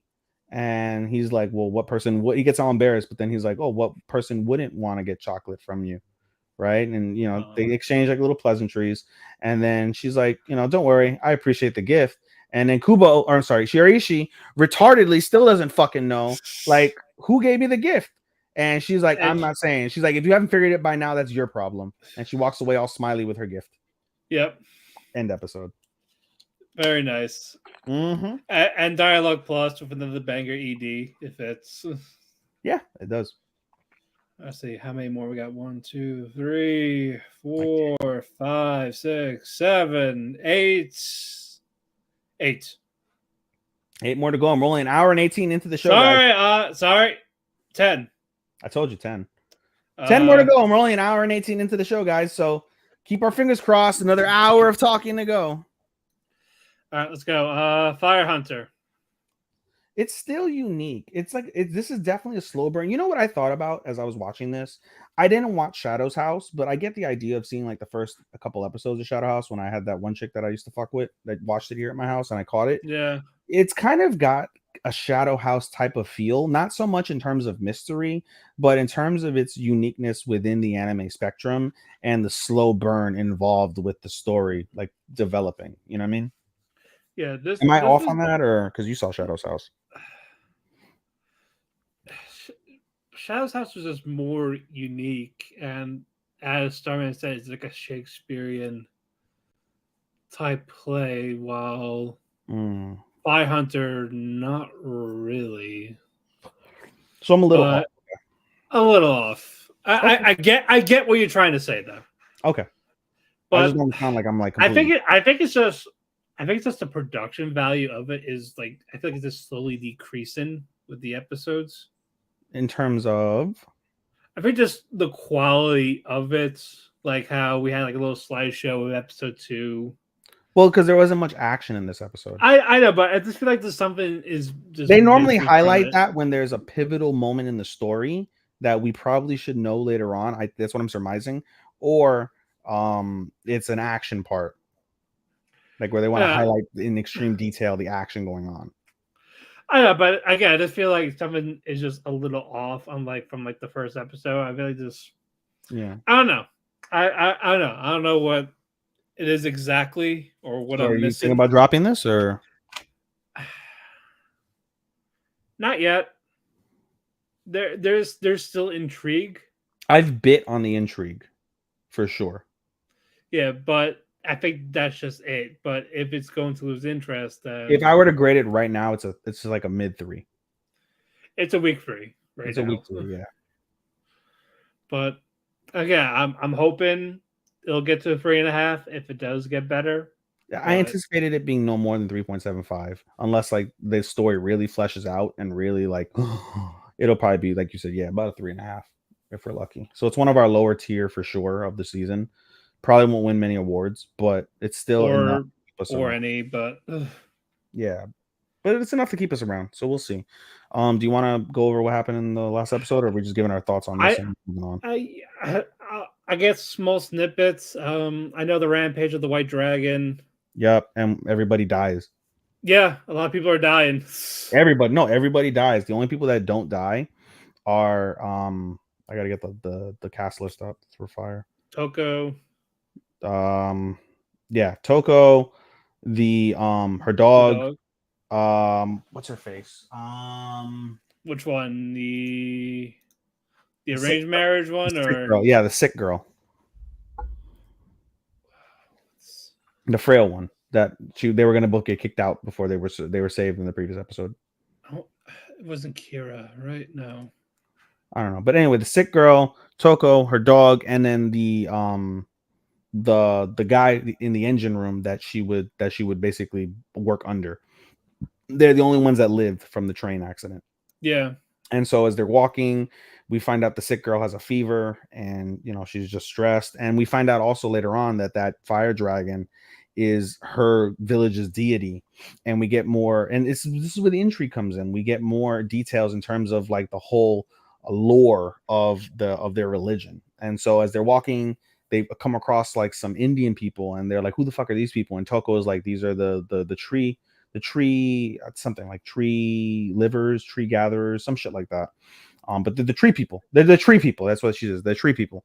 And basically they ask for like what's going on, whatever. And they explain like, hey, we can walk you to the next village. We can't enter the village ourselves, but we'll walk you to the next village so you can find some safe haven. And they mention, oh, the girl is sick. So they basically take care of her. And before something happens, the girl asks and is like, hey, what happened? Why is the fire dragon going crazy?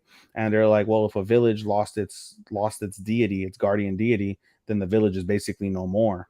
And she faints out of shock and depression because the whole reason why she was sent away from the village in the first place was to save the village. And not only was her going away failed, but now her village is gone and its deity is fucking rampaging. And she faints because of that. We find out that the guardian, or sorry, yeah, the deity was most likely rampaging because of a subsect of the gods that they worship called the spiders. And they're like, what the fuck does the spiders have to do with this? Like the damn spiders, like the guy from the train is pissed off over the spiders. And so basically they have, because they're like a subsect of these gods, they have influence over them. And so there's something going on in the back end that they haven't fleshed out and we don't know yet. Meanwhile, while this is happening, they do their little flashback, which we both agree, we both like. They go over to what's his dick? What's his name? Koshi. And they go to Koshi, and Koshi's still like experimenting, and he's like, hey, I'm gonna go to the Great Library in the center of town. There's a boat festival, by the way. I forgot to mention that the boat festival, basically, like they have the train that goes across. There's a remote village that's by sea that the boats go to, and they basically, it takes them a similar time to get to and from the mainland to that village. But they basically said, because of the events of what happened in the Great Cataclysm, for lack of me forgetting what the actual name of it is, but in the Great Cataclysm, this is the farthest that man can go to go get information about the outside world. And more times than not, we don't get anything. The items we get back from that island aren't even worth the gas that we spend to go to the island in the first place. But regardless, because of this hope of finding other villages, other people in this world, this new devastated world, it's a cause for celebration. And so you see yachts and things like that all over. Huge festival party, right?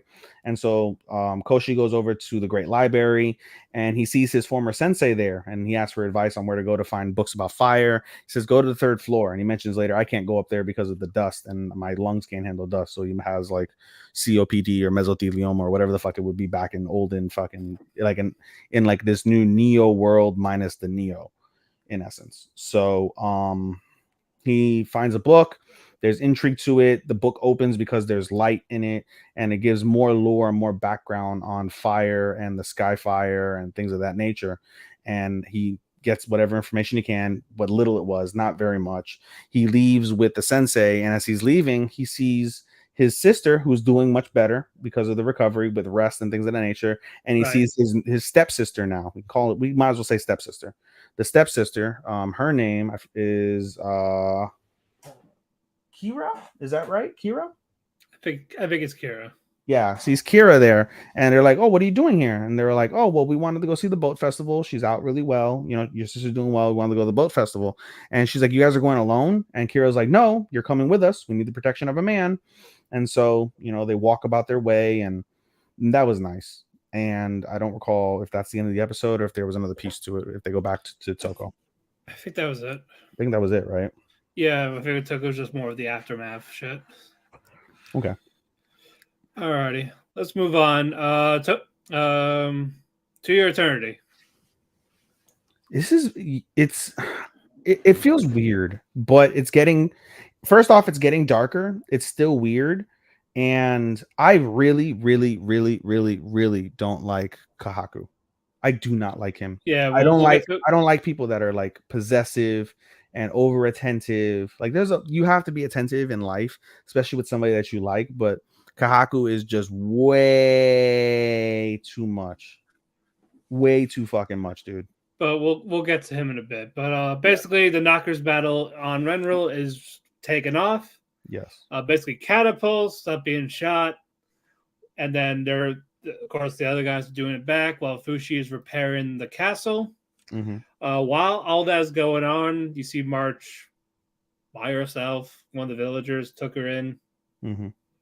We don't see much of March. It's just basically does these two little scenes, and basically she's alive, but she's looking for Fuchan. That's all she mentions. Yep. Fuchan. Where's Fuchan? Yep. And they're like, is she talking about the deity Fuchi, the great god Fushi? Like, no way. But all that's going on, okay. The humans, they're fighting off the Knockers wall, well, mostly Fushi because of his expansion of how he does things, his defense. Yes. Unfortunately, it's making him incredibly weak. Yes. He's getting very exhausted. It's just too much. Again, too much land, too much space. Yes. And just having to focus everywhere, it's mentally draining. Yes. And one of the Knockers got into the water, so now all that water is poisoned. Yes. And so because of this, over 60 people died because of it. Yep, 60 people died. Fushi's beating himself up on it, basically. So basically, they had to go west to basically have that water stop the Knockers there. Yes. So Fushi and a small group of people go there, but eventually Fushi passes out. Yes, can't handle it. He can't handle it anymore. Mm-hmm. And so it's up to Bonchen, Kai, Hyro, Messer. Mm-hmm. They have to fight, and even fucking Echo. Yes, they all fight. And what happens to them? We'll get to the bit, but first, Fushi wakes up from his little nap, mm-hmm. And basically, he doesn't see anyone there but Kahaku. Yes. And you find out. Eventually, Bon comes over and he's like, "Where is everybody?" And then Echo comes over, And and Echo he yeah, turns into Echo's brother. Echo shows him through the pot. yeah. And Basically, Kai, Hyro, Macer have died because the knockers. There's basically one of the little catapults contain various knocker eggs, yeah, and they got to them. And who killed them? fucking Kahaku. Kahaku killed them. And he's basically just like, nope, this is all for Fushi. I will protect Fushi. Again, Yep. too much. He's too much. He He's doing the most right now. That motherfucker is doing the most. Yeah, surprised Bonchan didn't get hit with the fucking knocker thing, but He's a critical character that needs to live until the end. he might. I think he might die saving Fushi. You have to think, right? Yeah, but with now we can probably bring people back. He'll probably come back. He'll be reincarnated. He hasn't realized that yet. No, but I'm saying when he does, it's gonna be odd. Like, imagine he gets to keep all these people, or he gets to I don't know. I don't think he wild. keeps the body. I don't think he keeps the bodies after reviving them. He'll get them back when they die, but do they even die? Something tells me. I wrote that to you. I think I don't know if you saw that, but I was like, yeah, I said if they revive. Are they now immortal? I would have to assume yes. We don't know though. That would be. Imagine Fushi just makes a of immortals, like a whole like clan of immortals. Yeah, just like just one continent, and just all right. No one leaves. Right. I don't know what they could be doing. And then he could birth immortals because he said like, oh, your reproductive system works. Yeah. So he can end up fucking what's her face. Right. Yeah. Anyway. All right. Let's move on. My Hero Academia. So good. Yeah, this is the actual last episode for this arc. No, we have to talk about the episode previous because I didn't see that one. Remember? No, we did. It was Endeavor talking to. Oh yes, I did. Sorry, you're right. It was. Yeah. My bad. Go man. Yeah. This is the actual last episode of this arc before Dark Deku arc. Mm-hmm. And it's basically it's all about Deku being in a coma, and he's talking to all the predecessors of One for All, and they were talking about like this is basically the first time they're all communicating like this, like physically, like they're all there instead of just being ghosts. Except technically for Toshinori, aka All Might, because he's still alive. He's not dead. Yeah. He's not dead yet, so he just has his spirit in there.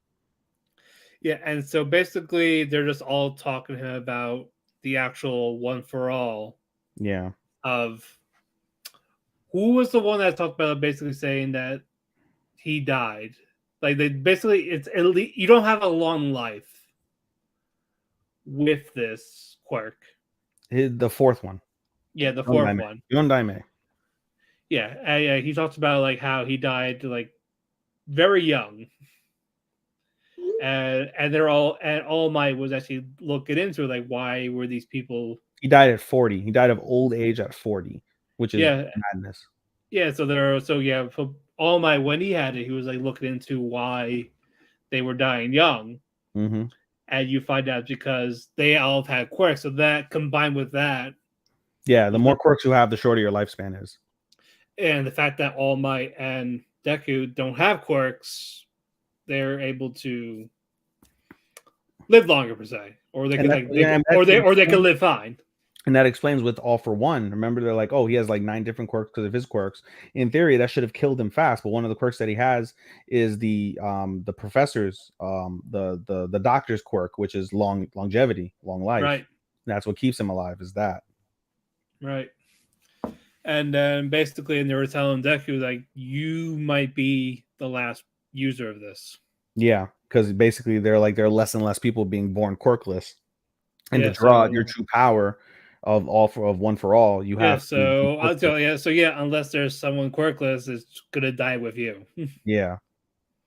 So you know what? To be fair, it should because it needs to die One for All and All for One. It needs to just go together. Yeah. And then they're asking about Shigaraki. says, "Are you willing to save it, even if it means killing him?" Yeah, it's his grandmother asking this. Yeah. Is he? I think she's the 6th or the 5th. Where No, the she's the one before 7th. Might. She's the 7th. Yeah, she's 7. Yeah, because All Might is 8. Yes. And then Dekato's like, I'm not gonna kill him. I'm going to save him. When I saw him when we were all together, like he was just someone screaming for help. And he mentions she's like all for one is a power that should be meant for killing. If I have to, then so be it. But this is a power meant for saving people, not killing people. And it brings everybody to like tears, basically, and like inspiration. They were like, we knew that, we know that you having this quirk is the best because you're like the best of us, basically. And so while this is happening, somebody knocks at the door. Hawks and Best Penis. Yes, Hawks and Best Penis. And they Best Penis. I'm sure he does, but yeah, maybe. Yeah. So they come over and they're like, hey, All Might, we heard from Endeavor that that Shigaraki was going after Deku, and we want to know all about One for All. And so he's like, all right, well, and All Might's talking about is they basically the reason why people kept getting hurt because I kept hiding it from people. Like, yeah, and he's like, we're not in the position to hide it anymore. He's like, come with me, I'll tell you everything, right? And so that happens, and as that happens, we get a flash forward to a few days later. We see Hawks, Endeavor, and Best Genius, and they have a press conference, and the press conference is them apologizing, them explaining as much as they can to the public, trying to quell the public's dissatisfaction. Yeah, basically, that the casualties, heroes retiring, and more importantly about Dabi. Yes. And then Endeavor just straight up says, blame me. Like, everything that happened. Over his entire family history, as Dabi mentioned, fills in gaps, proves some. Yeah, and he said, yeah, it's true. I did that. Yeah. And so then Dabi's watching from his like secret hideout, laughing his ass off, like, oh, like you haven't had enough, huh? And that's basically the end of that piece. But the episode ends really sadly. But this leads to the Dark Eku arc, and basically it is Deku wakes up from his coma and he leaves UA, because part of the strategy is basically they're going to use UA and the other quirk schools as refugee shelters for the people that have lost their homes. He leaves UA and he leaves everybody with a note. And in that note, he reveals the truth. This is a power that I received from One for All. Shigaraki is going to come after me. I don't want you guys to die and get caught up in this. And so because of this, I am dropping out next semester. I'm dropping out and leaving. And everyone is sad, especially Uraraka. She's depressed. And we see Deku. It ends with Deku on top of the building just by himself. No, not only that. He's basically going after villains himself. He's by himself. He's like, oh, that's a big villain. And he puts on his Deku mask, and he's got like this torn, tattered fucking gear and Q scene. Yep. So it's a 5. I rated it a 5 already, dude. I rated the season a fucking 5. I cannot fathom how this can go lower. I can't fathom it. No, it's definitely in the 4.5 to 5 section. Yeah, zero doubt. This is by far. This is the best season they've done since best season they've ever done, ever. Yeah, so I'm really happy with it. Again, I just hope it executes well to have a satisfying for season 6. I feel like season 7 is going to be the end, 7 or 8. Yeah, because if you look at before the credits roll, they said this is the beginning of the end. Is basically the final arc is starting basically. Yeah. Yeah, it depends on because it also depends on when the manga ends. Will it be done before season 7? How far is the manga ahead of the anime though? Is the question. Because we know we know that the final piece of My Hero is going on right now, and it is Shigaraki versus Deku in the manga. Actually, Chris, if you are still listening, for Dark Deku arc, where is that between then and the current chapter? Once you do right back if you are still there, because I still see a YouTube viewer, 2 YouTube viewers. Yes. So when you get a chance to talk, let me know, and then we will bring that up. They gotta be almost done. Yeah. You gotta think so. I'm gonna say like maybe 20, maybe 30 chapters ahead, as my assumption. How many chapters are they per season? Oh, this is like 24. It's like the normal 50 at average at best. So that's usually what it is for the 20 24, 25 episodes. Oh, there you are. Chris, Dark Deku arc. What's the current chapter? So we know like how much they finish in season 7. Or do you think there would be a season 8 to top it off? Because it's going to be 7 or 8, regardless. Hey Google, is it raining right now? Hold on. Okay, so yeah, Dark Deku is right before the final battle arc. So what is that, like 30 chapters or so ahead right now, you think? I'm trying to remember when the Dark Deku chapter ended. And what chapter we're on now. So, all right, going on. 9 more. Let's go. Is that really 9? I thought it was 8. I forgot Academia. Oh my god. Inspector. Again, good. Yeah, we focus on Rika this time. Yes. And I'm very happy with that. Basically, Rika has an apartment. Yes. And of course, it's this quote unquote cursed apartment village. Of course. And basically, 3 people committed suicide here. Back to back. Back to back, like previous tenant. She don't know that yet though, but she's talking to the nice landlord. Yes. Kazuyuki. Yes. That was the name, and Oki, the girlfriend. Yes. They're talking basically, talking about this, and then she's like, "Oh, I'm off to bet on horses." It's like, "Oh, you do that?" And she goes out to the street. What happens? Truck-kun! Truck-kun came back to back. Yes, 2 times this week. She went flying. There was blood everywhere, and they went to check him out. Like, oh, you gotta go to the hospital. Like, oh no, I'm fine. I'm good.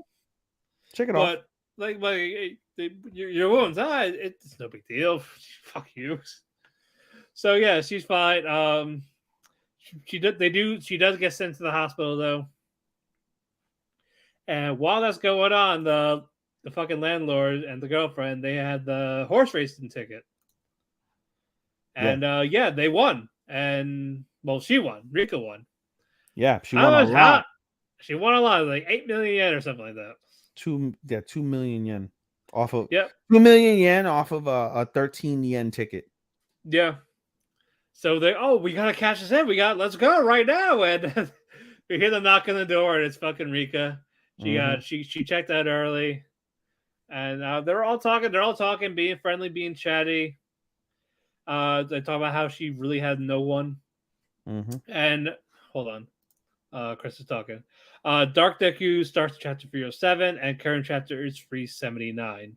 Oh, they got another season of that. Yeah, and there's 2 mini arcs between that. So yeah. So we're gonna get My Hero Academia, final part 1, final part 2, and final part 3. Stop! It's not Attack on Titan. Shut up. Oh God, let's hope not. Shit. Oh man, but yeah, it's like basically it's like I love my cousin, but fuck Iwanaga. Hate her. I hate her because she took him. Yes. And now we go next day. We see the couple.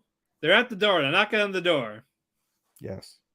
And tell me about your favorite part.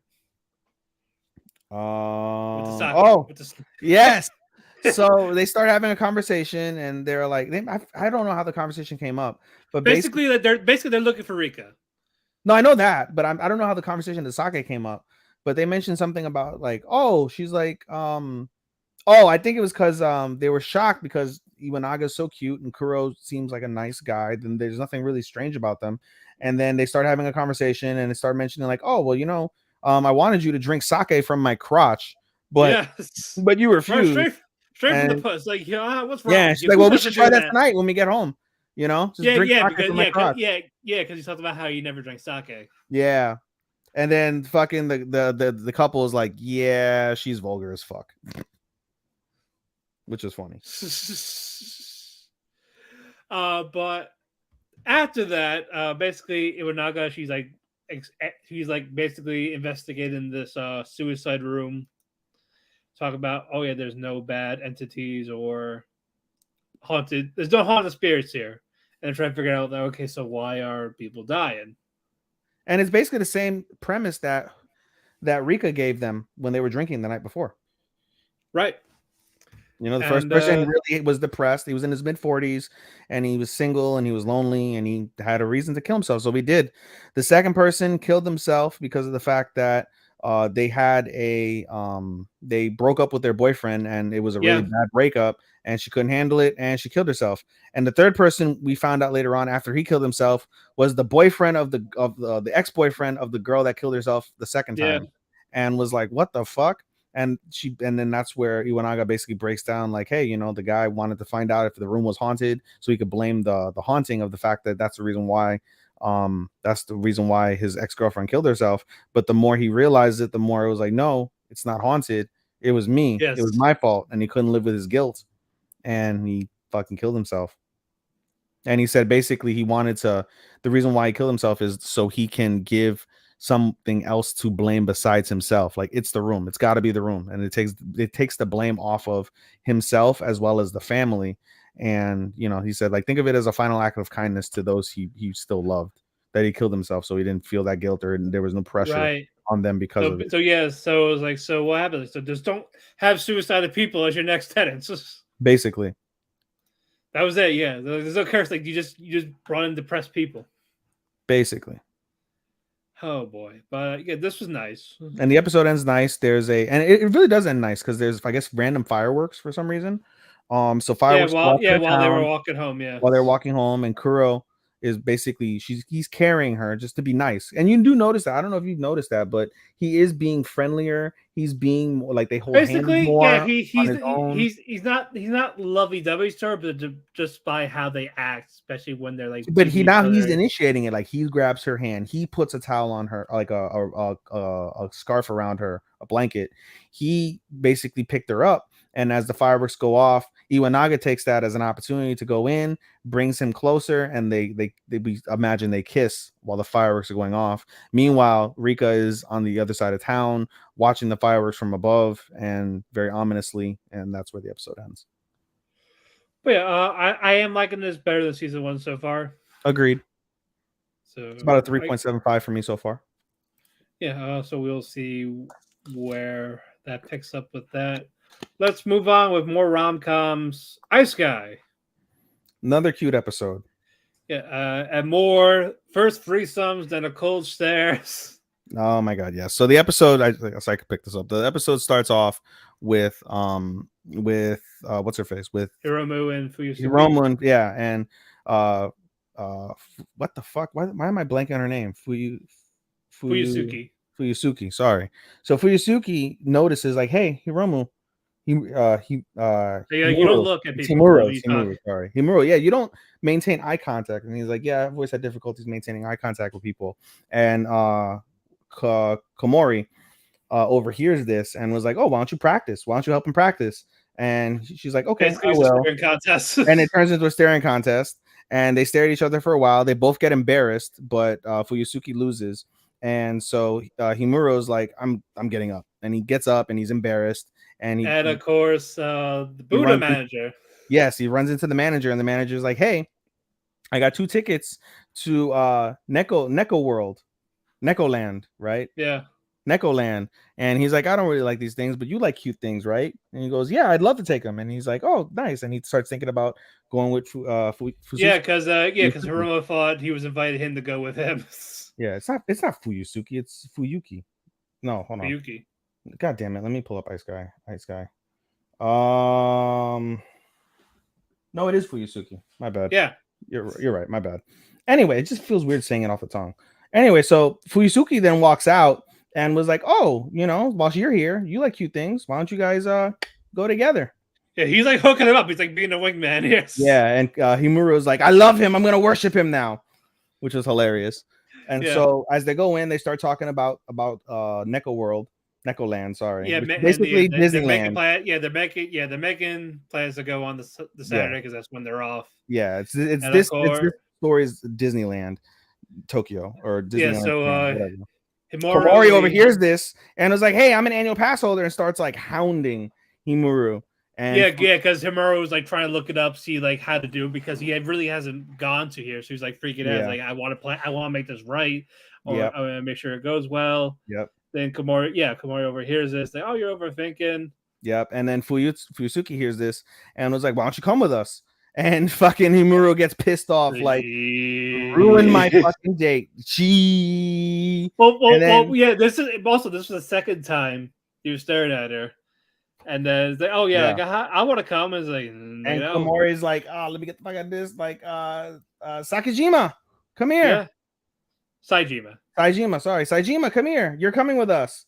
And he's like, I don't want to come. And she's like, three's a crowd. Take a hint. You're coming. And so I love the place. Let's go. Yeah, let's see the icicles. Yep. And so the four of them, they go. They get split up early though when Fuyusuki sees a lost child. And so her and this is about to fall. So her and Himuru go to the lost child center to drop off the child. And so Saijima is like, hey, why don't we just wait for them? And Komori is like, no, they're adults. Like, we're good. Oh, no, it's vice versa. Komori said that. And Himuro is like, oh, like, we're adults. We'll just go do our own thing. And she's like, no, we should wait for them. And so he brings her in close and was like, you don't want to hang out with me? Is that what you're saying? And then she's like, no, don't say that. You're so funny. Why are you so cool? Starts hitting him. It was annoying but cute. And so basically they end up getting split up, where we see brief glimpses of Komori and Saijima basically going on their own little date in Neko Land. And so we see basically the rest of the episode is kind of like a two-side when it comes to the Fuyusuki and Himuro date. We see the side where we see Fuyusuki be a great like motherly woman, taking care of the child, offering to stay until the parents come pick it up. And then Himuro, he's like, I love her. She's so cute. Like the snowmen come out, and the little girl loves the snowmen. Eventually the parents come pick up the child and they go on their way. As they're walking, a little boy ends up falling near Himuru, and Himuru picks him up and was like, go pain, go away. Like, you're okay. And help the little boy. And Fuyusuki's like, you make a great father. I know, like, what? I was laughing because I thought it was really fucking adorable, and then I laughed because she's like, well, where? She's like, all right, well, now where are we going? And in my head, I was like, to his bedroom to give you a kid, literally. Anyway, they go to a souvenir shop and they see. Yeah, they go around. They have a good time. Yeah, they go around. They do a Ferris wheel. They do the haunted mansion. They do the It's a Small World After All boat ride. All the things that you would see in Disneyland, they do in Neko Land. And so at the end, as Matt said, they go to the souvenir shop. And what does Fuyusuki pick out, Matt? The mugs. A couple mugs, a mug set. Yeah, but they're like, should we really buy them? Like, because they're matching mugs. Like, what people? She's like, we should get a match. No, she's like, we should get a matching set. And Humuro's like, oh, that's a great idea. We should, bring it to the office and use it. And Fuyusuki's like, well, if we did that, then people would talk. And he's like, let him talk. I love it. But then, for the first time, he tries to conjure up the courage to tell her that she likes him. And who interrupts them, Matt? The other two. Komori interrupts them. Yeah, and they're like, hey, the parade is coming. Come on, get your gifts. Let's go. So there goes that first opportunity. But they go through the end of the night parade. We get the fireworks. They take another fireworks picture. Looks just like the one from Okinawa. The resort. Yep, from the Okinawan resort. And that's how the episode ends. So. And they got the mugs for home. And they got the mugs for home. And they were lamenting over like, hey, there's a set. And there's we have the George set, and then we have the George the Plate set, and then we have the Neko Land mug set. So that was cute. And you know what I noticed, and I didn't realize that Himuro's got a sister. I saw it in the OP. Yeah. We'll see her soon. Didn't know that. All right, moving on for our rom-com stuff. Tomo-chan's a girl. Decent episode. It's Tomo's birthday. So what do they do for her birthday? So first off, Jun-kun gets her, pronouns, pal. Yeah. Gets her a pair of sunglasses she wanted. They're manly looking, but she wanted them and she got them. So that's cool. So she starts flaunting around and she loves saying, like, I'm older than all of you guys. I'm 16 now. Yeah. And so everybody gets annoyed by that. But then I laughed at this next part. So Yes. Mizuzu gives her reference books. And what does Yes. Carol give Tomo? One solid gold bar. It's huge. A and, fucking gold brick. Yeah, And and Carol's like, I had a bigger one at home. that I You couldn't want carry it to that? school. Yeah, and then Tomo's like, what the This fuck is too much. This is way too much. And then Mitsu's like, I have an idea. You have a business. I want gold. But no, basically now it's they take Tomo home for a makeover. First Mitsuzu does a little bit of makeup. Like, oh, if I do it like you, I'll be pretty as you and all this shit. And like, okay, I'm tagging out. Fuck you. Then fucking Carol has like everything. Like, let's go. Like Wolverine. Yep. And now it's like the full makeover, like more makeup, an actual dress, everything. Had a whole outfit. Yep. And it's like, all right, now you get out of here. Like, go do something. We gotta stop playing. Like, go. So basically, at first they're like, no. She was like, oh, I suddenly want ice cream, and they're like, oh, go get ice cream. Let me just change. They're like, nope, you're going like that. And she's like, no, you have to be like this. They're like, it would be a complete complete waste for us to give you this makeover if nobody else saw you. So she goes over. Everybody thinks she's absolutely gorgeous. She goes to the convenience store. And who does she see at the convenience store, Matt? She sees June, and then she's like hides right away. Then June's like, no, I can't. It's not Tomo. No way. It's not. But yeah. Basically now with the ice cream bars, she walked outside. She trips because she can't wear high heels. Very well. But yeah, June sees her and is like, hey, you all right? Doesn't say it's Tomo. Doesn't know. And then now they eventually start talking. Yep. It's like, oh, let me walk you home. As bless you. Thank you. I put myself on mute. Can you hear me? I saw you. Okay, I didn't know if you heard me or not. I put myself on mute. There's no mute button on this. To my knowledge, there's no mute button on this new mic, so I have to actually physically mute myself on the. Right. So basically, they're walking home. They're talking for a bit. Tomo sees these kids playing soccer, so they stay for a bit.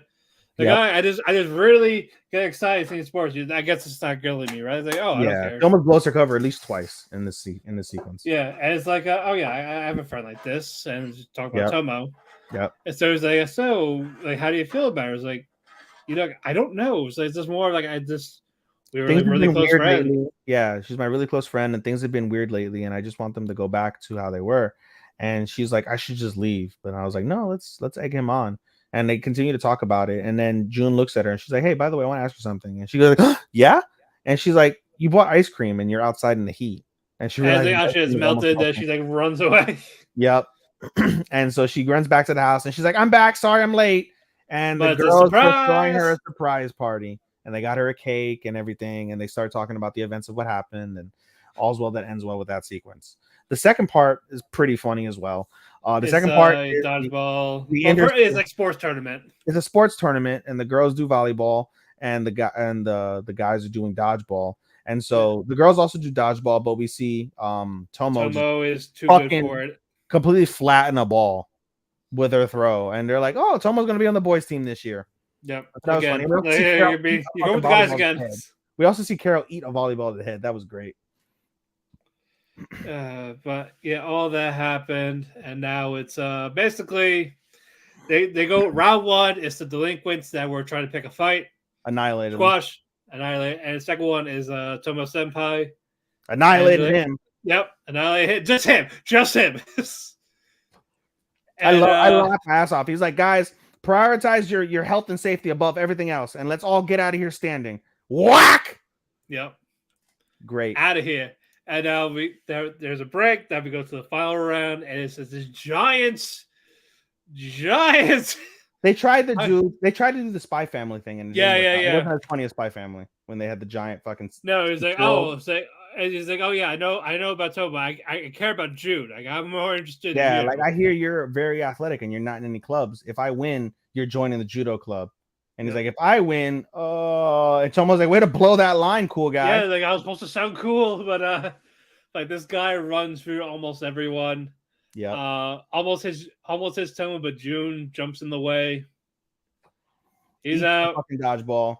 Yep. And they did like avenge me, death. Also, Stay with before me! also Stay also with before me! also before that though, one of the friends, Tatsumi, he's like looking up, like, "Hey, Misuzu, you see me?" He says, "Blam." Whack! And then Carol's like, "You know, he was talking to you, right?" He's like, "Oh, I wasn't paying attention. She's on her phone, just texting. Yep. Yeah, whatever. Also they lost their volleyball tournament. Like, oh yeah, the first round. Yeah, they're like, we were never gonna win with a team with you and I on it. Yep, you say that again. He's like, yep.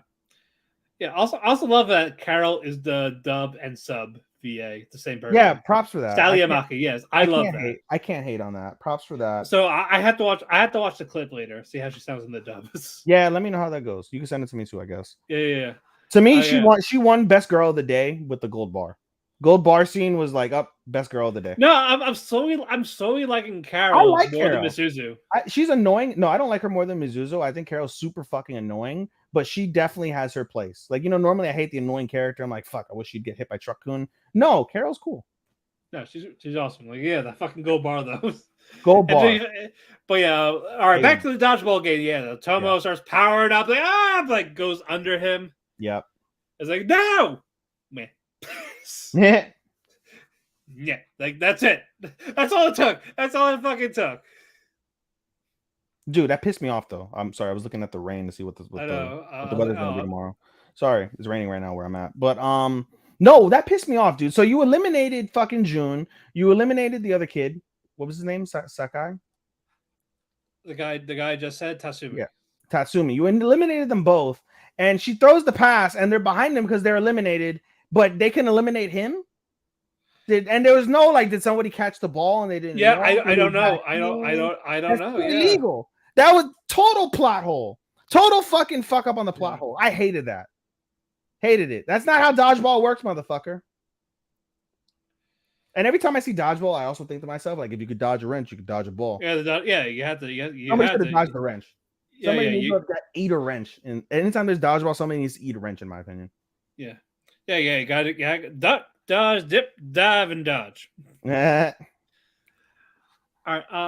Before we move on, if it wasn't for the title, Tomo definitely screams trans male. I guess she's a tomboy. I completely get that. It's just more of just how uncomfortable she is in just anything feminine. Yeah, she's like, you're gonna dress me up as a girl, and Carol's like not a girl. But like hates dressing up as a girl, doesn't like talking as a girl, doesn't like wearing makeup. Like, it's just very uncomfortable for her. Like, if it was again, but I guess. And then she has her yaoi moments specifically with Mizuzu. Right. Yuri moments. Yeah. Yuri moments. Again, but since she's the main character, they're not going to do that. But yeah, she just. Oh, because the plot is that she loves June. Like, if it was like she loved another girl. Yeah, that's the thing. Like she's like forcing herself to be a girl for June. And it's like not. Imagine that was the plot twist. She ends up being gay. Mizuzu makes that joke a couple episodes back. She's like, I have something to tell you. She's like, oh, you finally realized that you're not that. Yeah, but yeah, no. If it wasn't the whole tomboy thing or just the title, just so much as a girl, yeah, I just see her as a straight up trans male character. But again, people will fucking freak out, especially the Indonesian fan base of any fucking anime. They hate anything gay. Little girl, boy. What is it? Boy, girl. What do they call it? Lady boy. Lady boy. No, has there ever been an anime with a trans male? Or just a main? Like a main character. We had the side character from as if it's always Wonder Egg. We had Wonder Egg. Yeah, we had Wonder Egg. We had Wonder Egg, and we had fucking Period Blue. Yeah. I'm sorry, Blue Period, but Blue Period. It's just side characters. Yeah, but it's just side characters. There's not. I don't think I recall one as like a main character. Yeah. And if they did, it actually had the balls to do it, it'd be perfect. It'd be perfect for Tomo. Yeah. But details. People will fucking riot apparently for no fucking reason. All right, moving on. Last rom-com. Angel Next Door, Spoils Me Run. My favorite. I am really enjoying this a lot. It's in my top 5 easily.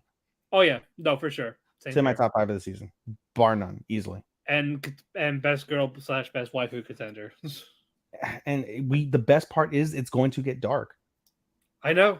It's going to get dark at some point. Not like how dark it goes, we'll see, but it's going to get dark because obviously everything leads to how the complete opposites in terms of family life they have, where you have, what's his name? Which one? The main guy. Amane? Amane, thank you. And Mahiru. Sorry. Okay, so we have the main guy with Amane, and he doesn't hate his family, but he has like quarrels back and forth. He's like embarrassed. He's a teen boy, so it makes total sense. But we got Mahiru, who has zero parental support, and it just keeps alluding to that. And so we've seen both of Amane's parents. We're getting Mahiru's parents soon. Yeah, eventually, and that's gonna be the tug at the heartstrings. Yeah. Yes, it's going to be, and I cannot wait. I can't wait to cry. But no, anyway, the episode starts off with them spending New Year's together, and while they're spending New Year's together, Mahiru falls asleep on Amane, and Amane is like, "Well, I have 3 options. I could fucking scare her awake. She won't like that. I can bring her back home, but then she'll get pissed off because I entered her house and her room without her permission. Yep. Or she could spend the night." And so, basically, yeah, like she sleeps on the couch and he sleeps whatever. No, she sleeps on the bed and he sleeps. Sorry, she on the bed. Yeah, that's right. Yeah. So we go with option 3, tucks her in, and he has a thing where he likes just caressing her face. Very nice, very simple, nothing inappropriate, but that's his thing. He loves caressing her cheek. And low key, Mahiru realizes that. So they go to sleep. Next morning, he wakes up. She's still asleep, still knocked out, and so he does the same thing, caresses her. She wakes up. She's embarrassed. Blah blah blah. They have a little back and forth, and Amane makes it a point, like, "Hey, I appreciate that you trust me, but don't forget I'm a guy, like right." And obviously there's attraction there, and so before she fell asleep, they were all answering like Happy New Year messages, and one of the messages was from his father, who he clearly has a better relationship with his father than he does. First it was the mother. Yeah, you just get like a typical like. First it was Itsuki. Right. First it was Itsuki, like having a good time with Shina-san. Yeah. Shove it. Mother's like, you having a cozy night with Mahiru-chan? No commento.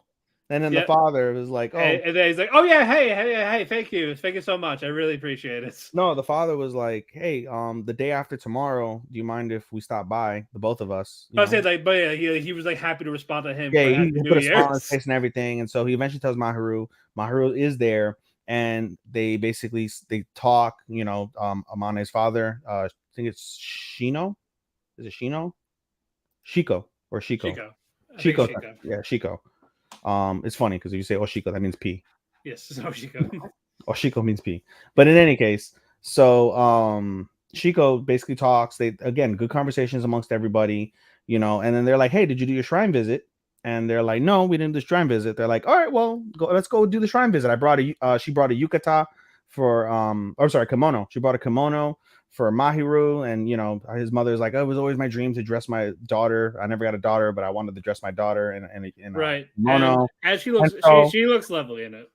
Yeah, she looks absolutely gorgeous. But basically, Amane is like, "Great, Mom, you could take her, and me and Dad will hang out." And they're like, "Why don't you think you're coming?" And they're like, "Well, we don't want anybody from the school to see us because it would just cause trouble for us." And she's like, "Well, just don't get caught." Yeah. And I was like, "Oh, there's some things going on there." Yeah, there. And Amane's parents have a nice relationship. They dote on each other. It's really cute how their dynamic is. But basically, she gets dressed up. She looks absolutely gorgeous. Amane dresses up. He looks very handsome. Like he's very put together with his outfit. So much so that Mahiru is like basically tells him like, bend over, let me whisper something in your ear. She's like, "I think you look really cool, like really handsome," and he gets embarrassed, whatever. And so the rest of the story, it's actually really nice. They go and they enjoy the trip, and basically Mahiru is having issues with her hem on the kimono, and she's like tripping. She doesn't have her balance right with the with the sandals and stuff. So basically the whole time that they're there, Amane basically holds her hand, and they look and act sort of like a real couple, and it's really, really, really nice. But because of this, there are rumors around the school that Mahiru has a boyfriend, and the guy looks really handsome and no one knows who he is. blah blah blah blah. Yep. And and Amane apologizes, like, hey, I didn't mean to cause you problems. And she's like, no, it's okay, I just brushed it off as just an acquaintance, it's all good. And then he tells her, like, I could never see you dating a guy like me anyway. And this upsets Mahiru, and she's like, oh, because at first she complimented him in front of the family, and that was one thing, but then she also complimented him in front of him and was like, hey, I know you have a low opinion of yourself, but you shouldn't, because you're a great guy. I see all these great characteristics from you, blah blah blah blah. And Amane is like, I know you were saying these compliments to, like, gas up my family. I appreciate that, but you don't have to gas me up. Like, I know who I am. And she's like, no, you don't. Like, I'm not, I don't lie. I don't give fake compliments. If I'm giving you a compliment, it's because I really mean it. And this flushes Amane. Amane's like, I'm gonna go do the dishes. Okay. And then as he's doing the dishes, he looks over at Mahiru, and Mahiru is also acting embarrassed on the couch, like, oh my god, I can't believe I said that, facing the pillow. And that's how the episode ended, and it was really, really adorable. Yeah, super adorable. I love this. No, again, I really like this one a lot. Very, very much so. All right, we got 4 more. And we're only 2:10 in. We'll make it under 3 hours, God willing. Yes. All right, Buddy Daddies. I hated the first few minutes, and I loved it. Katsuki and Ray, they are now going broke because of all the money spent on fucking Miri. Yes. Daycare, the clothes, everything. So basically, like, okay, it's time to go back to work. Let's ask Q for Kyotaro. Kyo-chan. Yes, I like him so much. I like that he actually got more screen time in this. We'll get to him in a bit. Yeah, he's cool as fuck. But yeah, basically they're like, oh yeah, we're ready to go back to work. All right. So you're gonna have. He gave like a big stack of like files, books, saying, I need this by the end of the week. Yep. And then you'll get paid. And then, okay, good. We can do this while Mary's in daycare. And then you find out Mary is home because of COVID. Yep, basically a COVID. They said an infectious disease in the virus that cannot be named. Yes, aka. So because of this, so she has to just stay at home. So like, shit, we really can't do this now because fucking Mary's a handful. She's high. And she gets homework, Matt. And what homework does she get? What's their jobs? Gee, what can you tell her? Jack shit. They can't tell her jack shit. Yeah, because they got one's assassin, one's Yep. What's Kazuki? He's like the hacker type. Scout. Scout, yeah. He's a scout while Ray does the killing. Yes. So yeah, basically they had to stay up all night, like late night with the intels and all this while she's sleeping, because that's really the only time they could really do work, especially the intel stuff. Yes. And it gets to the point where they're really getting set back. They're about to go past that deadline. Yes. And they're like, oh yeah, if we tell him like we can't do this because of this, like he's gonna kill us basically. Yep. But he's like, listen, we have no other choice. I'm gonna seek his advice. So basically, I'm gonna go him and basically, Ray, watch. And keep in mind, they haven't slept in 3 days trying to accomplish what they can. And the final piece of the puzzle is they have to go on a full day's trip to do the scouting. And so, he's like, we don't know what to do. So, not Ray. Well, yeah, he what's his face? Kazuki. He goes. Kazuki tells Ray, who's asleep in the tub, like, hey, I'm gonna go to Q. So like watch her, so I can see if we can get like a deadline or like see if we get like an extended day. And Ray falls asleep. Yep, and because of this, Miri she runs out. She's now spying on Kazuki. She eventually gets to the point where she loses him right in front of the cafe, but she doesn't know that. Yep, but basically, someone comes out of the cafe, bumps into Miri. The big murderer guy who also works there. Exactly, and then she goes in. She sees a Kyotaro. Yes, and while that's going on, Kazuki is home. Yep, because Ray called her like, "Hey, I lost the child. They're searching all over. Can't find her. Can't find her. Can't find her. Can't find her." Eventually, they end up in the cafe. And Ray's like, I'm thirsty. So they go in the cafe, and who do they see in the cafe? Miri. And then it's basically fucking busted. It's like, don't call me, like, don't say Papa in front of him, that type of thing. But Q's not stupid. He's like, all right, guys, what the fuck? Yeah. And so eventually he's like, hey, would you be able to finish your missions if I watch the kid? And at first, Kazuki's like, no, no, no, no, no, no, no, no, no. And eventually he warms up to it and he's like, you know what? Yes. Yeah, because first, basically, they were saying that they were just babysitters of him, but like without any details. Yeah. But when they talked to him, like he's like, guys, I'm not an idiot. He Yeah. basically knows everything. He knows everything, but he's like, all right. So they go on their mission. They're rushing over to do the mission. They're freaking the fuck out because they're afraid that Miri's gonna spill all the beans. Yes. But meanwhile, we get this is where I love this. That we get nice wholesome scenes with Q and Miri. Yeah. And slowly but surely, Q warms up to him, and at the end, they get back. She's asleep. The cover is more or less busted, and Q's like, listen, you can't lie to me. I'm not fucking stupid. Like, what's going on? I know everything here. Yeah. So they fess up, and it was a real moment between Q and the guys where Q is like, listen, we're in a dangerous business. That's why we have no ties. If anybody wants revenge on all the things that we've done to them, they can come after us and our families. And are you prepared to? She mentions like they're like, oh, so they're like, before that he's like, I understand why you guys are doing what you're doing. She's a really nice girl. I get it. You feel responsible. I understand. But then he goes into the lecture of like, it's a business. We may get killed. Blah blah blah. And he's like, are you willing to assume that responsibility? Right. And they go, yeah, I am.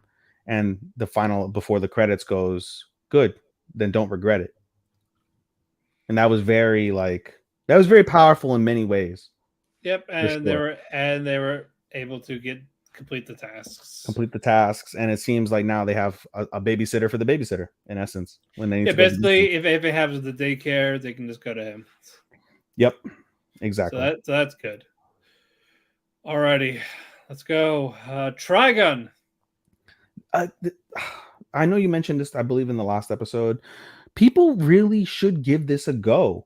This is much better. Not so much because of the CGI. If you like that, great. We all know the animation. We can probably agree. That's the fate. That's the fate. People are mostly hating on it because of this. Like, it doesn't belong. It's like it does if it works. We've seen it work in CGI. I get X-Arm, Berserk. They were shitty with the CGI, but Duke of Death did it good. Yep. Trigun's great with it. Beastars is fantastic with it. Yeah. It's good with. It's amazing. It's made by the same people from Beastars, or no? Yeah. It's the same. It's Orange. Yeah. Yeah. So they do a great job with it.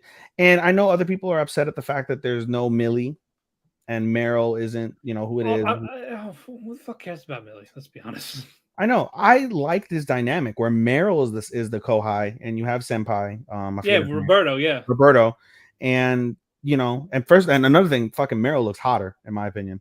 Yes, and Vash Meryl is hotter. Yeah, and you know what? Vash is still Vash. They made Knives more intimidating. They made Wolfwood fucking cooler. Yeah, and the other thing about Vash too is they made Vash is Vash. Yes, I agree, but with the story that they're telling, it's in my opinion. Maybe it's swayed because I saw the original Trigun, and if I would maybe feel differently if I hadn't versus seeing this fresh. But it's so much easier for me to invest in this story than it was in the other one. The other one was a very slow burn, and it had its moments towards the end. At various times, it felt like a slice of life. In various times, it does. There's still incredible action, and the story is just being told differently. Like, we know now from the previous episode. We know now that fucking Wolfwood is bad. We didn't know that until like a couple episodes before he died in the previous one. From Rip, we know that he's working with Knives and that gang, right? He works with who's the what's the name of the worm guy? Zazzy the Beast. Zazzy the Beast, right? And we can tell now they're going to be doing different looks and probably doing gender benders and stuff for the different what were they called, that gang? I think it was 7 or 9 of them that were Knives' gang. I forgot the name of it too. I forgot the name. Regardless, they're doing different things with that. I find this more engaging. I really do find this more engaging. And Vash is Vash, but there's a twist to Vash. Vash is going through a lot more stress now because of the sins of his past early on instead of midway through and beyond. Right. I just find this better to invest in. This is, to me so far, better than the last one, beyond a shadow of doubt. And it's not because of the CGI. It's for everything else that I just mentioned. Yeah, again, like it really is a shame that people just not gonna care because like, oh, it's not the original. Like, don't compare it to the fucking original. It's a completely different story. It is. It's a different telling of it. It's similar. There's a lot of similarities, but it's a different take on it. Like you said, it's a different vibe. Way different vibe. It's a lot more darker vibe of it. It is, while being a lot more vibrant and exuberant Right. as well. So those things definitely stick out. Matt and I can't recommend this enough for those who aren't giving this a shot. Please give it a shot. If this goes well, this is also something that could be a top 5. Top 10 for sure. Top 5 is tough. Is it if it keeps delivering like without like no bad pacing, it has a good payoff. I think This could be my surprise. This could be the surprise of the season. It's already up there. I think it's definitely a surprise. Yeah, how good it is. Because remember, our original plan was gonna be like, we loved it, were I gonna hated spit on it. I love this, and it's dog shit. Like that was the original plan. And no, Matt, you love it too. Yeah, no, I genuinely like it. I absolutely love this. So yeah. Anyway, let's move on to the review of the last episode briefly. Yeah, basically, what you call it? Basically, Beryl, Roberto, they're all heading to July. Yeah. July. But yeah, they were stopping first. They go to Deserted Village where the plant is removed. Yes. But they were chased by this human cyborg guy. He's basically after Vash. Yes, Vash the Stampedo. Yeah, and Vash the Stampedo. And Vash like recognizes him later on. He doesn't recognize him. I know, but yeah, we'll get to that because basically this area though. Yeah, he recognizes the area. Yeah, he does the village. Drawn to the village, and then because of Rollo, the kid Rollo. There's a boy named Rollo, and we find out later on in the story. We can skip. Basically, they're being chased, they're being attacked, they're trying to survive. Vash doesn't want to kill. Wolfwood's like, you fucking idiot, you have to kill him. Yeah, because the important thing is the stuff with Rollo. Yeah, and so as Meryl and Roberto are investigating, Meryl goes into a broken house and uncovers a book, opens the book, and finds a picture with Vash and Rollo. And then we get the backstory of Rollo. That basically this town, they believed in this god. They believed in this religion. Yeah, and that they would save them, and they would sacrifice children. They would sacrifice children for the betterment of this god. And so eventually Rollo gets chosen. Rollo also has some sort of sickness. And so he's chosen with the sickness, and he's taken over as the chosen child to wherever this god's location is. And we find it's two of the underlings of Knives, the girl and who I think the girl is. I'm pretty certain the girl is one of the people from the pods. He must have found a survivor, right? Probably. He found a survivor, and I think that's her, in a lesser form. And then you have the scientist, and they basically inject Rollo with some sort of serum. And this serum, keep in mind, has killed all these other children in this town.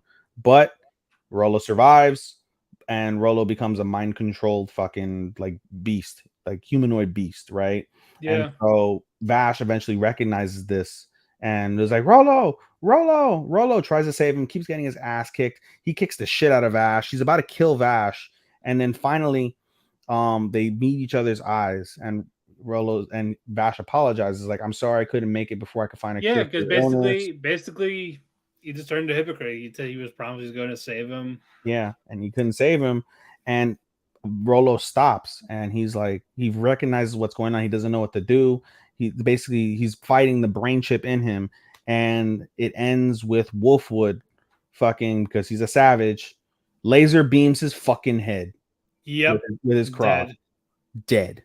And Vash is furious. Vash is like, how could you do this? Why did you shoot? But yeah, he did a bullshit excuse of it was a mercy kill. It was a mercy kill. He was never going to turn back the way he was. He could never live normally. So I did him the favor, and it was a mercy kill. And Vash is depressed, but he got it, but still, it was like, what the fuck? Yeah, and then the scene ends with them going back to the scientist and the kid that's working with Knives, and they're like, oh, we found out that Rollo died. And they're like, well, and the girl's like, well, saves you the trouble of having to do it yourself, since it was going to be a reject anyway, like all the other ones you've ever done. Fucking cold. Cold. Also, the next episode, we're going to have an original fight with Livio, the Double Fang. He was someone that was in the manga, but did not be in the original anime. So we're actually going to see him. Ooh. Next. Yeah, so I can't wait. Is it's a different take on the manga, but is the original anime manga like are they more true to the manga, or is this more true to the manga? From what I've been hearing, that this one is. This one is, right? On top of that, guys, if you read the Trigun manga, you get to see the real version of this, not an abbreviated or cut up version or altered version like the other Trigun, which nobody really knew unless you read the manga. I didn't know this before a couple weeks ago.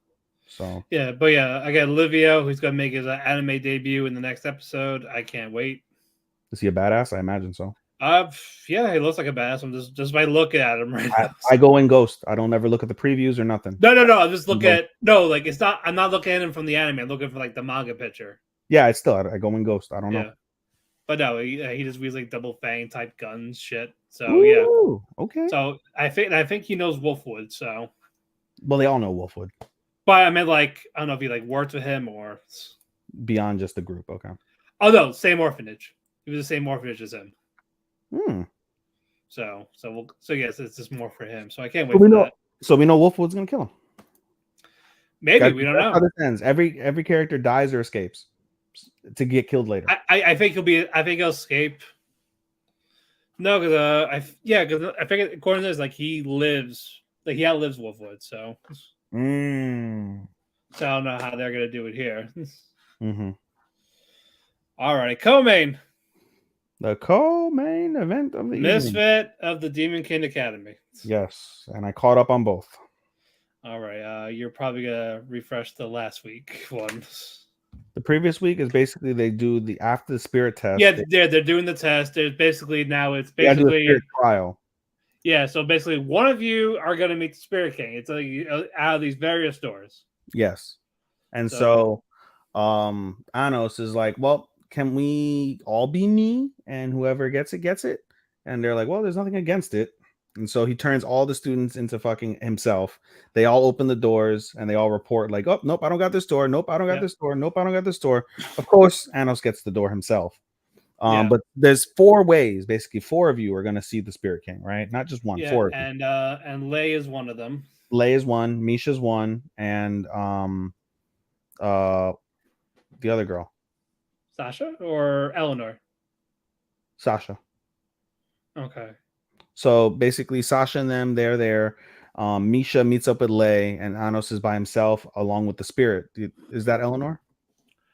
The spirit is Misa. She's with Lei. No. The spirit, the actual spirit, with the purple. That she's purple, and she's got the amnesia. Eleanor. Okay, so Eleanor is the other girl. So anyway, so Eleanor and Anos meet up. Lei and Misha are together, and so they go about their spirit trial.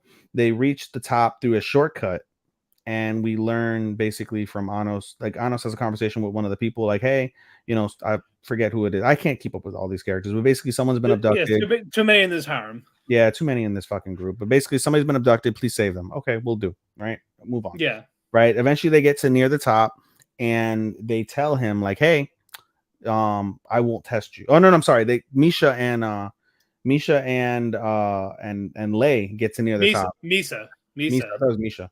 Misa and Lei get no. It's Sasha, Misha, Necron. Oh, okay. Misa's the spirit. Lei, okay. Yes. Sorry. Okay. So Misa and Lei get to the top, and they're like, "We're not going to test you. Just go on ahead."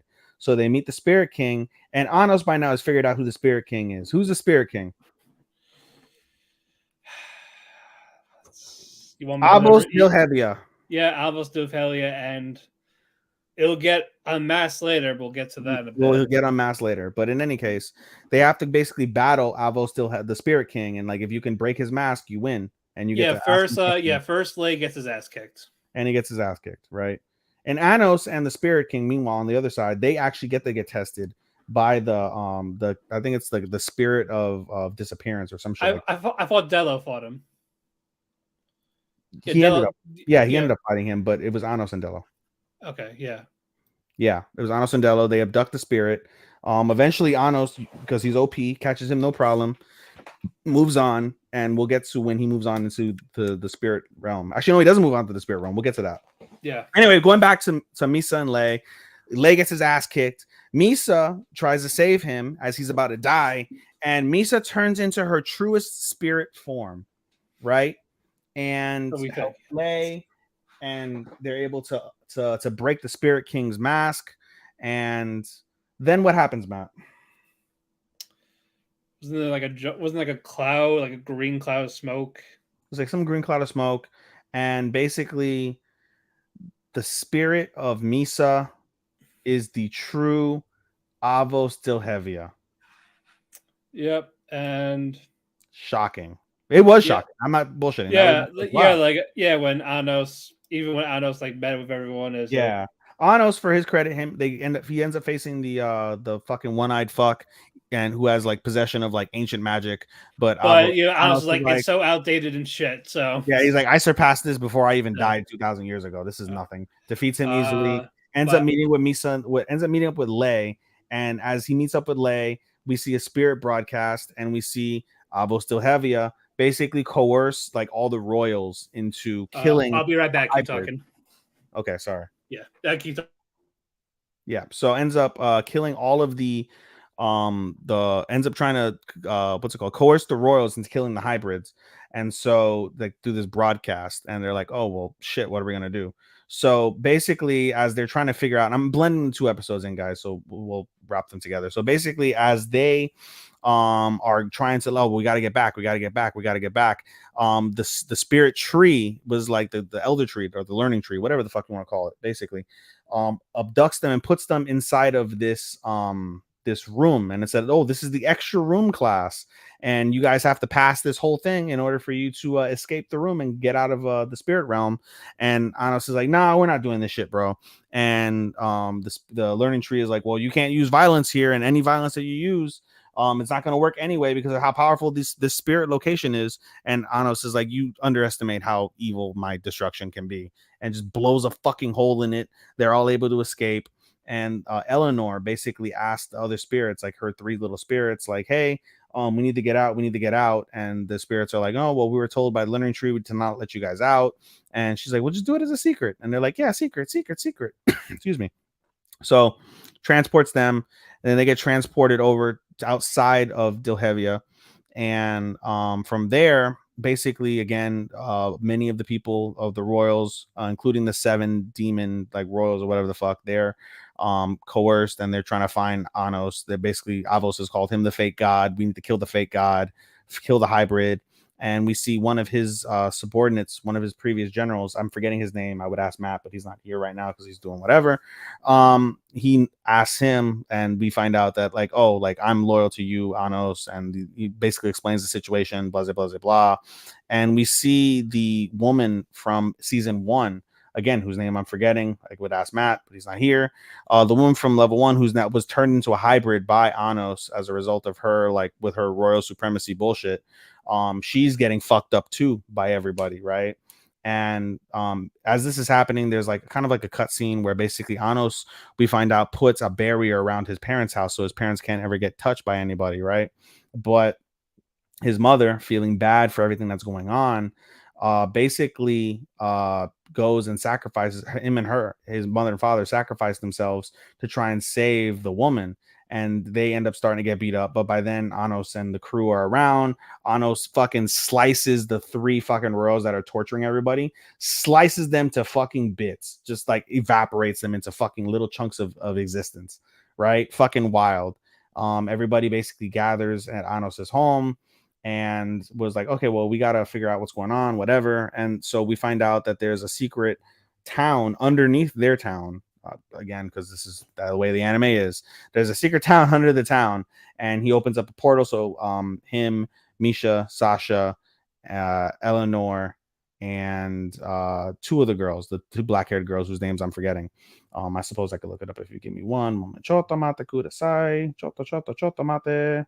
Are they here? They are not here. All right, it is what it is. Anyway, so the 2 girls, they all go to this underground town, and from there, basically, they try and go through this passage. All the towns, all the girls, all the people in the town look exactly like the 2 black-haired girls, which is different. And so they end up in this like little castle realm. They open up a door, and they end up in like this transport room, and they're like, well, where does this transport room go?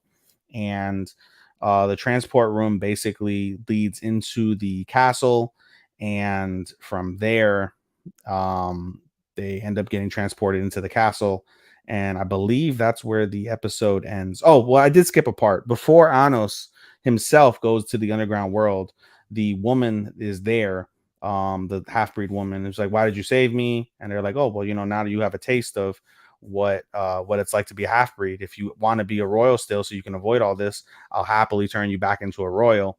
And she really like thinks about everything that she said and everything that happened to her, and she begins to cry because she wanted Anos at first to kill her, and eventually Anos is like, whatever, like thanks her basically, and then goes on to the that like underground city, and she just lays there crying like, what am I doing, what's going on, like she's all confused because of everything she realizes. And so I thought that was a really cool moment as well. I'm basically done with the review of Demon King. I blended everything together. Okay, very good. 2 episodes. So, and there's my cat in the background. Yep. Hey, buddy. It's Haru. Hi, Haru. No, it's Hime. Hi, Hime. Hime. Come here, baby girl. There you go. Hime. I have no idea where my cat is. Yeah, he hasn't bothered me in a while. She really wanted to come in. Aww. Like, all right, yeah, I know this now. You want Papa? Don't. I know. All right, Matt. Let's go on to our main event. Take the floor. All right. Before I get into that little rant, we're gonna talk about the episodes real quick. Sure. Tokyo Revengers. Chris, if you're awake, this is the thing you were waiting for. Yes, 2 hours, 35 minutes, and 43 seconds, 44, 45, and... Yep. Okay. All right. This is a 2-episode thing because we have to do that because we suck at this. But basic fucking way. Basically, it is Takashi or Mitsuya. He's like taking Takemichi and all this. He's taking Tomon to Baji. Not Baji. Yes. Not Taiju. Yes. First, it's basically, alrighty. So basically, you want your brother in Black Dragons. Yes. And also, you find out about Mitsuya. Like he's close to, what's the brother's name? Hakai. Yeah. Hakai. Yeah. He's close to the brother and the sister, Yuzuha. Yep. Because again, like they didn't have family, and Taiju just basically abused both of them. Yep. So he says, "All right, I will let Hakai join Black Dragon, but you cannot abuse Yuzuha anymore." Yep. So that threw Hakai off guard. Same with Takemichi and Chifuyu. And then Baji, and then fucking Taiju's like, oh, who says I abused him?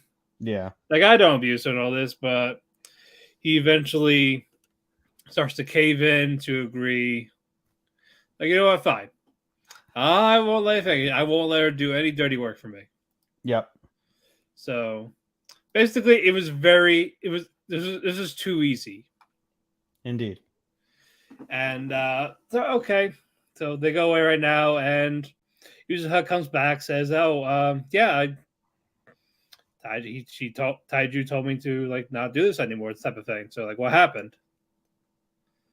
So that part happened, and then we get to fucking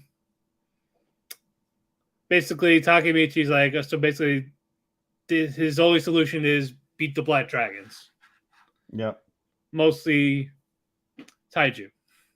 Yep. And this is around Christmas time, and Mikey is like depressed with Mitsuya. Yeah. Because Baji's dead. Yeah. And he's like questioning himself as leader of Tomon. And like, because does he want to do this anymore type of thing. Yep. Like it wasn't how it was when they started. Right. So what's going on? Talking to Chifu, they're trying to figure out what to do with Black Dragons and Taiju. Yes. Who shows up?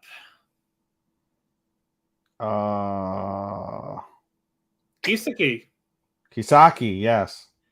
Yeah, so he's like, so yeah, I heard you wanted to do this. So basically, he's offering to help.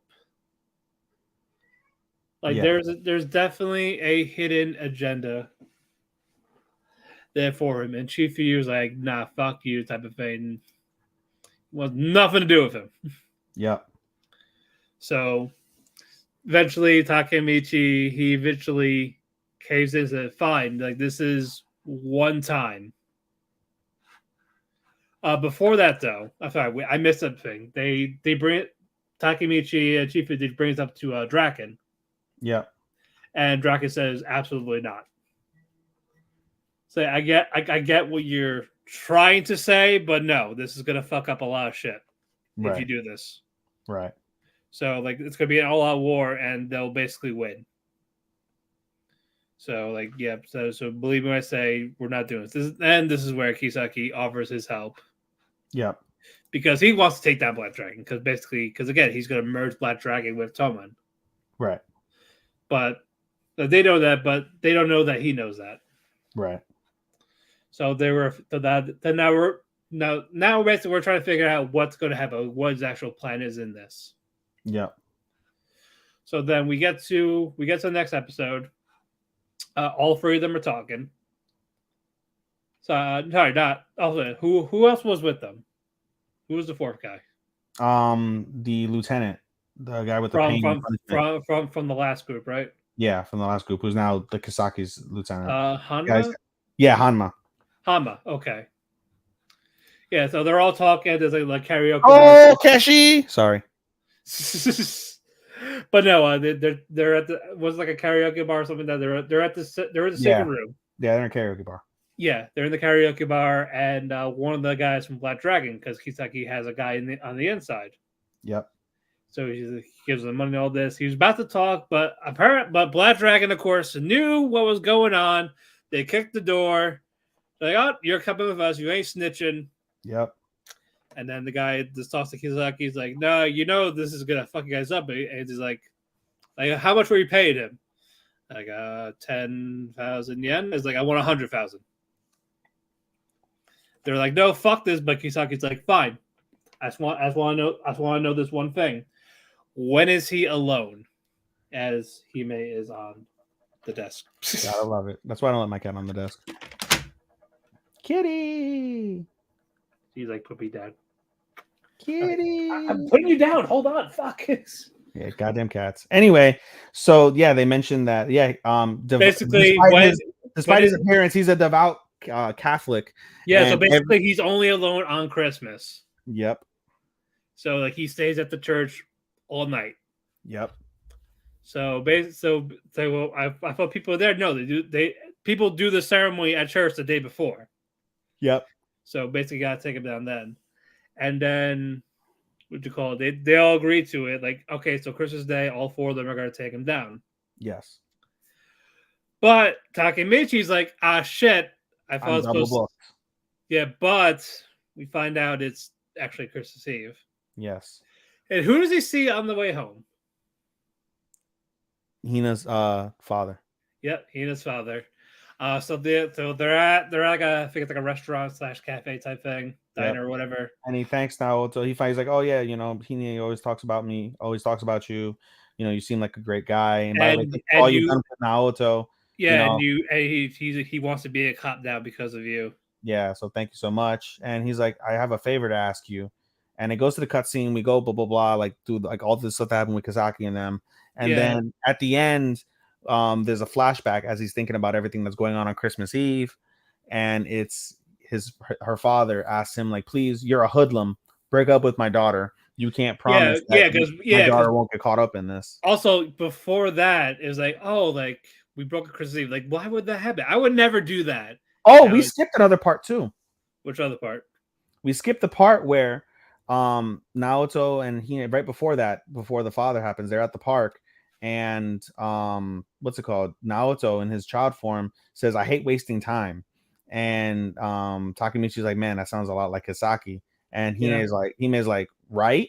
And she goes, what did you say? Like, right, that's right. It's like, oh, it sounds like Kisaki. Like, what do you mean? Like, how do you know Kisaki? And he's like, yeah, we went to the same cram school together. Huh? Like, yeah, we're friends. And you met him. Yeah. He's like, what? And he's like, yeah. And we get the flashback to them in cram school. And Kisaki's very quiet, very genius, but you can tell he's dark. He's like he's a total geek. Yeah. They like basically she was the only one that talked to him. Yeah. And so they're together. They live close to each other also, we find out.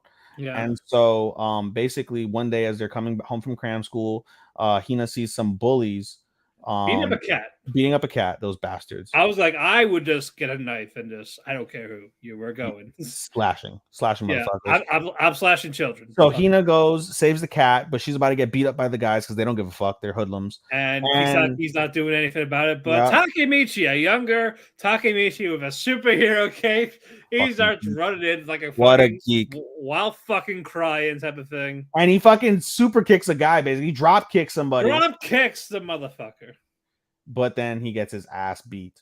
But basically, Hina's like, this is the moment that I fell in love with you.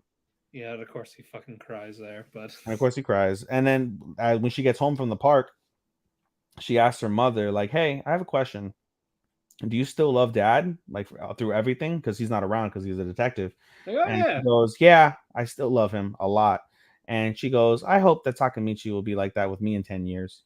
Yeah, and this is where Takemichi's talking to the dad. And then we get the flash forward to him talking to the father, like, please break up with him. Please break up with her. You're a hoodlum. You can't guarantee that she won't get caught up in this.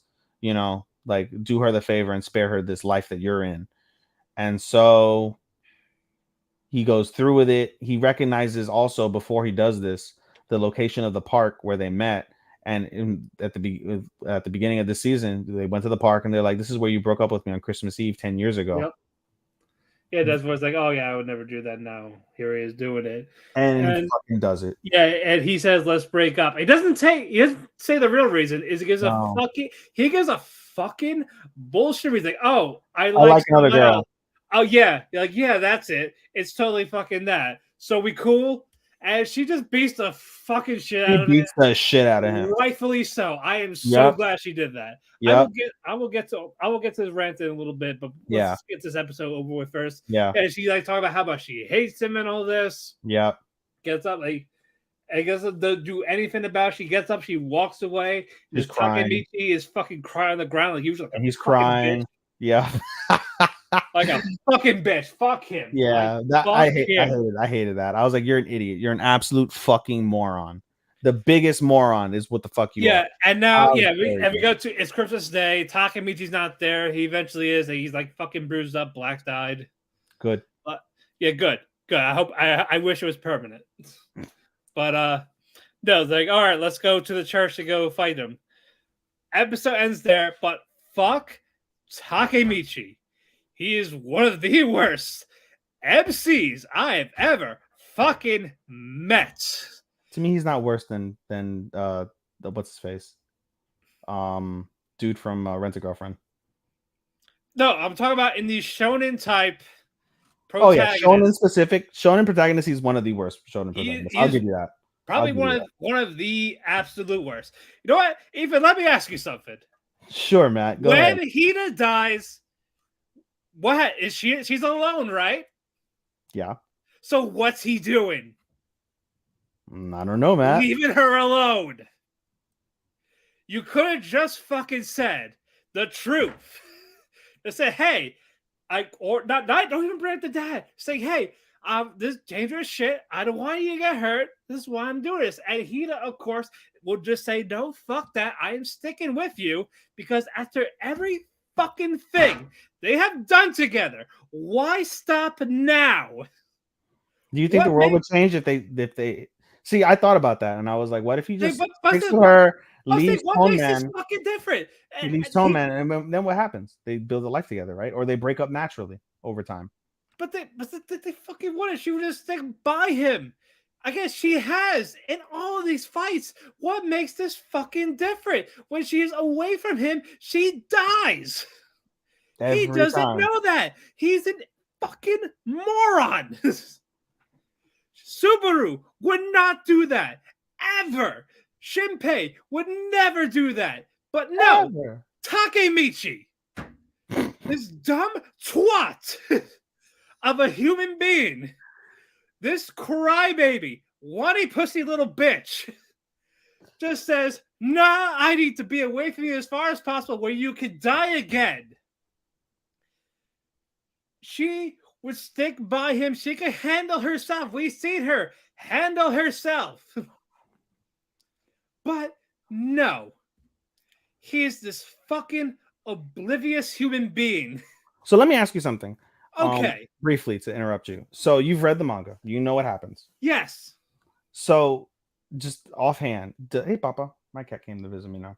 Does Kisaki end up hating Takemichi because he finds out later he broke up with her and he calls him his hero because he tried to spare her? Or is that off base? I'm not gonna give you a full answer. So I'm on a decent track with that. You're on a decent track. Okay, I figured that out then. Okay, interesting. Fuck you, Chris. Super would never leave whatever her name is. It's Rem. Damn it. Who's Rem? Who's Rem? Who's Rem? Rem in the real name, yeah.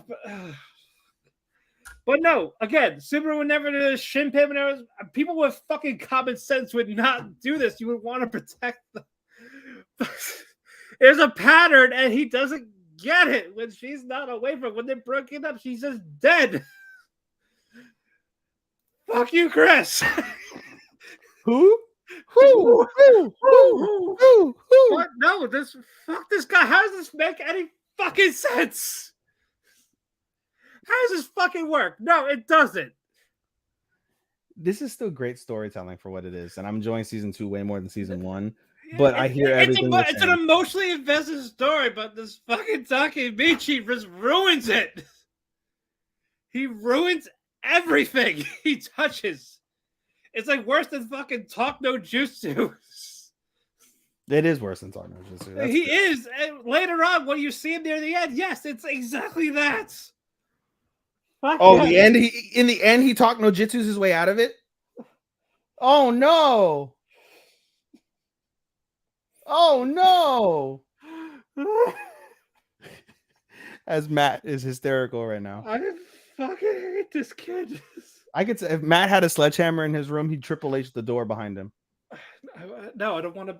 I already accidentally broke the window in the front door. I don't want to break a door. How the fuck did you do that? Oh, please. Let's end the podcast on that story. I come back in the house. I was just closing the door. I actually had my hand on the glass and just fucking shattered. Domestic violence. Yes. Quick bash. Call 911. Are you okay? God damn it, go to the bar. Like, let me get a sour triple beam. Help. Yeah, that window was fucked up to begin with. It just. Oh my god! No, but no, you have a plastic black thing on it, or like you with cardboard. We had taped up with cardboard. You taped up cardboard to your window. It's like one of those It's not like it's like a small square on that window. If God forbid you get murdered, Matt, knocking on wood you don't. I'll 100% know how God didn't kill you. Well, we're getting a plexiglass to replace it. So of course I'm gonna pay for it because I broke it. Of course. Well, I even said I would. Like I'll pay for it. Shit. Why would they? Yeah. No. Thankfully, they just checked up on me. They don't make sure I wasn't bleeding because I had my hand through that window when I accidentally. Did you look at the glass and be like, who put wrestling glass in this house? No, that's what I thought. I was like, what's this gimmick glass? Who put gimmick glass on my door? No, it had to be the previous owner. It had to be the previous owners. I would laugh if everything was like gimmick chair, gimmick fucking tables, gimmick glass. Yeah. Imagine a house built with nothing but like sugar glass and gimmick tables and chairs. But no, it was a shitty piece of glass. It was the only one that was like fucked up. So I did a favor, but thankfully I didn't bleed, and I cut myself. Yeah. But then you would have gone to work like, Matt, are you emotionally distressed? Why are you cutting your wrists? That's not good. Why are you cutting your hands? Because I work here. That's exactly what I would tell. Because I fucking work in this town. Therapy sessions with Matt, everybody. Yes. That's how we ended a Tokyo Revengers rant. Sugar glass windows, cutting, domestic violence. Especially my hatred of Takemichi. Just because of your hatred of Takemichi and his written character. You ever feel like the author for the manga should be apologizing instead of the author from Attack on Titan? No, I would just not write again. Don't write. Don't do anything again. So you'll never read or consume another thing that this author does. Probably not. What if it's like one, like got all the hype of Tokyo Revengers? I don't fucking care. I don't fucking care. I'll have Chris read it, and then he'll tell me. Right, Chris? You'll tell me. Shaking my head. Yeah. All right, Matt. We still almost fucking hit 3 Yeah, we're hours. done. We're done. Closing thoughts. Another strong week. I'm almost caught up. And you know, I was laughing to myself as I was walking to get the mail. I was like, I'm almost caught up. I only have a few to go. And I was like, and I'm gonna be 10 behind after the Super Bowl. Yeah, that's right. Super Bowl. But at least then I'll have Sundays off to be able to catch up, and I won't have as much. I'm dropping. We'll have one done. I dropped one. I'm picking up another one with no permanent date. So yeah, it'll be slightly easier in the interim. Yeah, we'll get all that done. Are you making anything for the Super Bowl? I wanted to have a get together, but everybody who I would invite, they all have plans or don't really care about the Super Bowl, and I'm just like, fuck, you know. I may be alone on the Super Bowl. We'll see. If not, I'll probably. We probably will. We probably will too. Yeah, but you know, it's just me and a cat. You have your significant other and a cat and 2 cats. Yeah, I'll be making. Yeah, see, He-Man's like, yeah, food, Super Bowl. Yeah, because he's a fucking glutton. Yeah, well. That's right, He-Man. I'm calling you fat, but you're cute. Look at the pot calling the kettle black. Fuck you. All right. I'll have you know, I'm doing better in my eating and my fucking walking. So I mean, yeah, clearly because you're walking in the fucking snow and fucking negative weather, getting icicles on your fucking beard, looking like nut. Yeah. No, I didn't take a clear picture of it, but before that, was I had like a slight lie. I got a lie like a fucking saber-tooth tigers on my mustache. Jesus Christ! Oh, so you look like Tomo? Yeah, it's snaggletooth. Yeah. Snaggletooth, what's the fucking rom-com females with the snaggletooth? But hers is so like obvious. Like I always notice it. Like bro, like what is with that? Like she got the illest snaggletooth. Yeah, only one, and it's just is that Nagatoro Uzaki? Bro, if Tomo tried to suck a dick, like she would just cut the dick up, not even with just all her teeth, just that single snaggletooth. Yeah, most likely.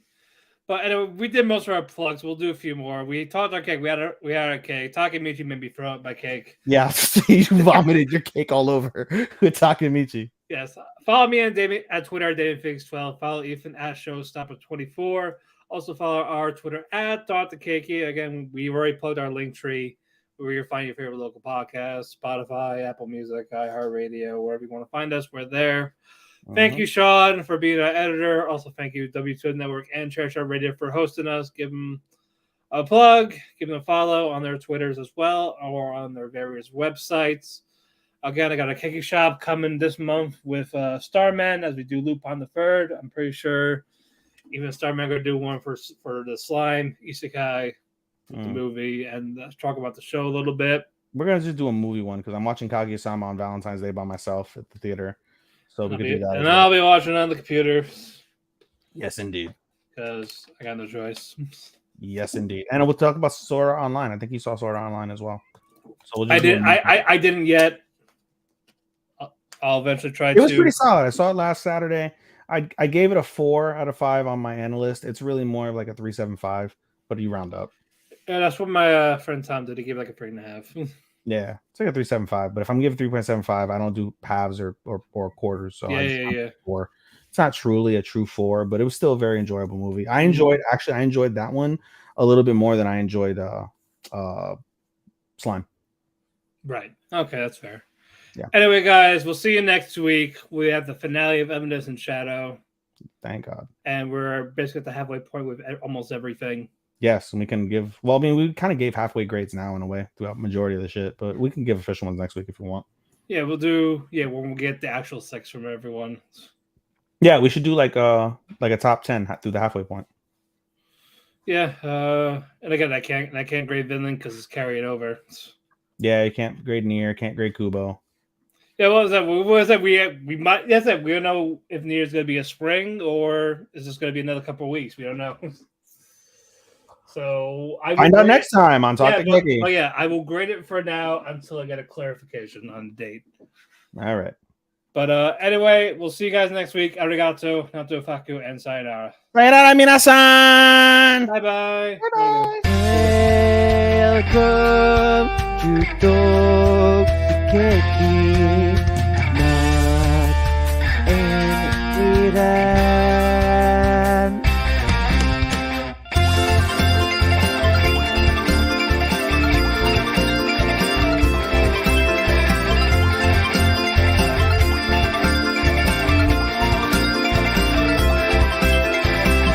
お久しぶり。お久しぶり。あの時はなんだ？新しい世界がある。あ、そうなんですか。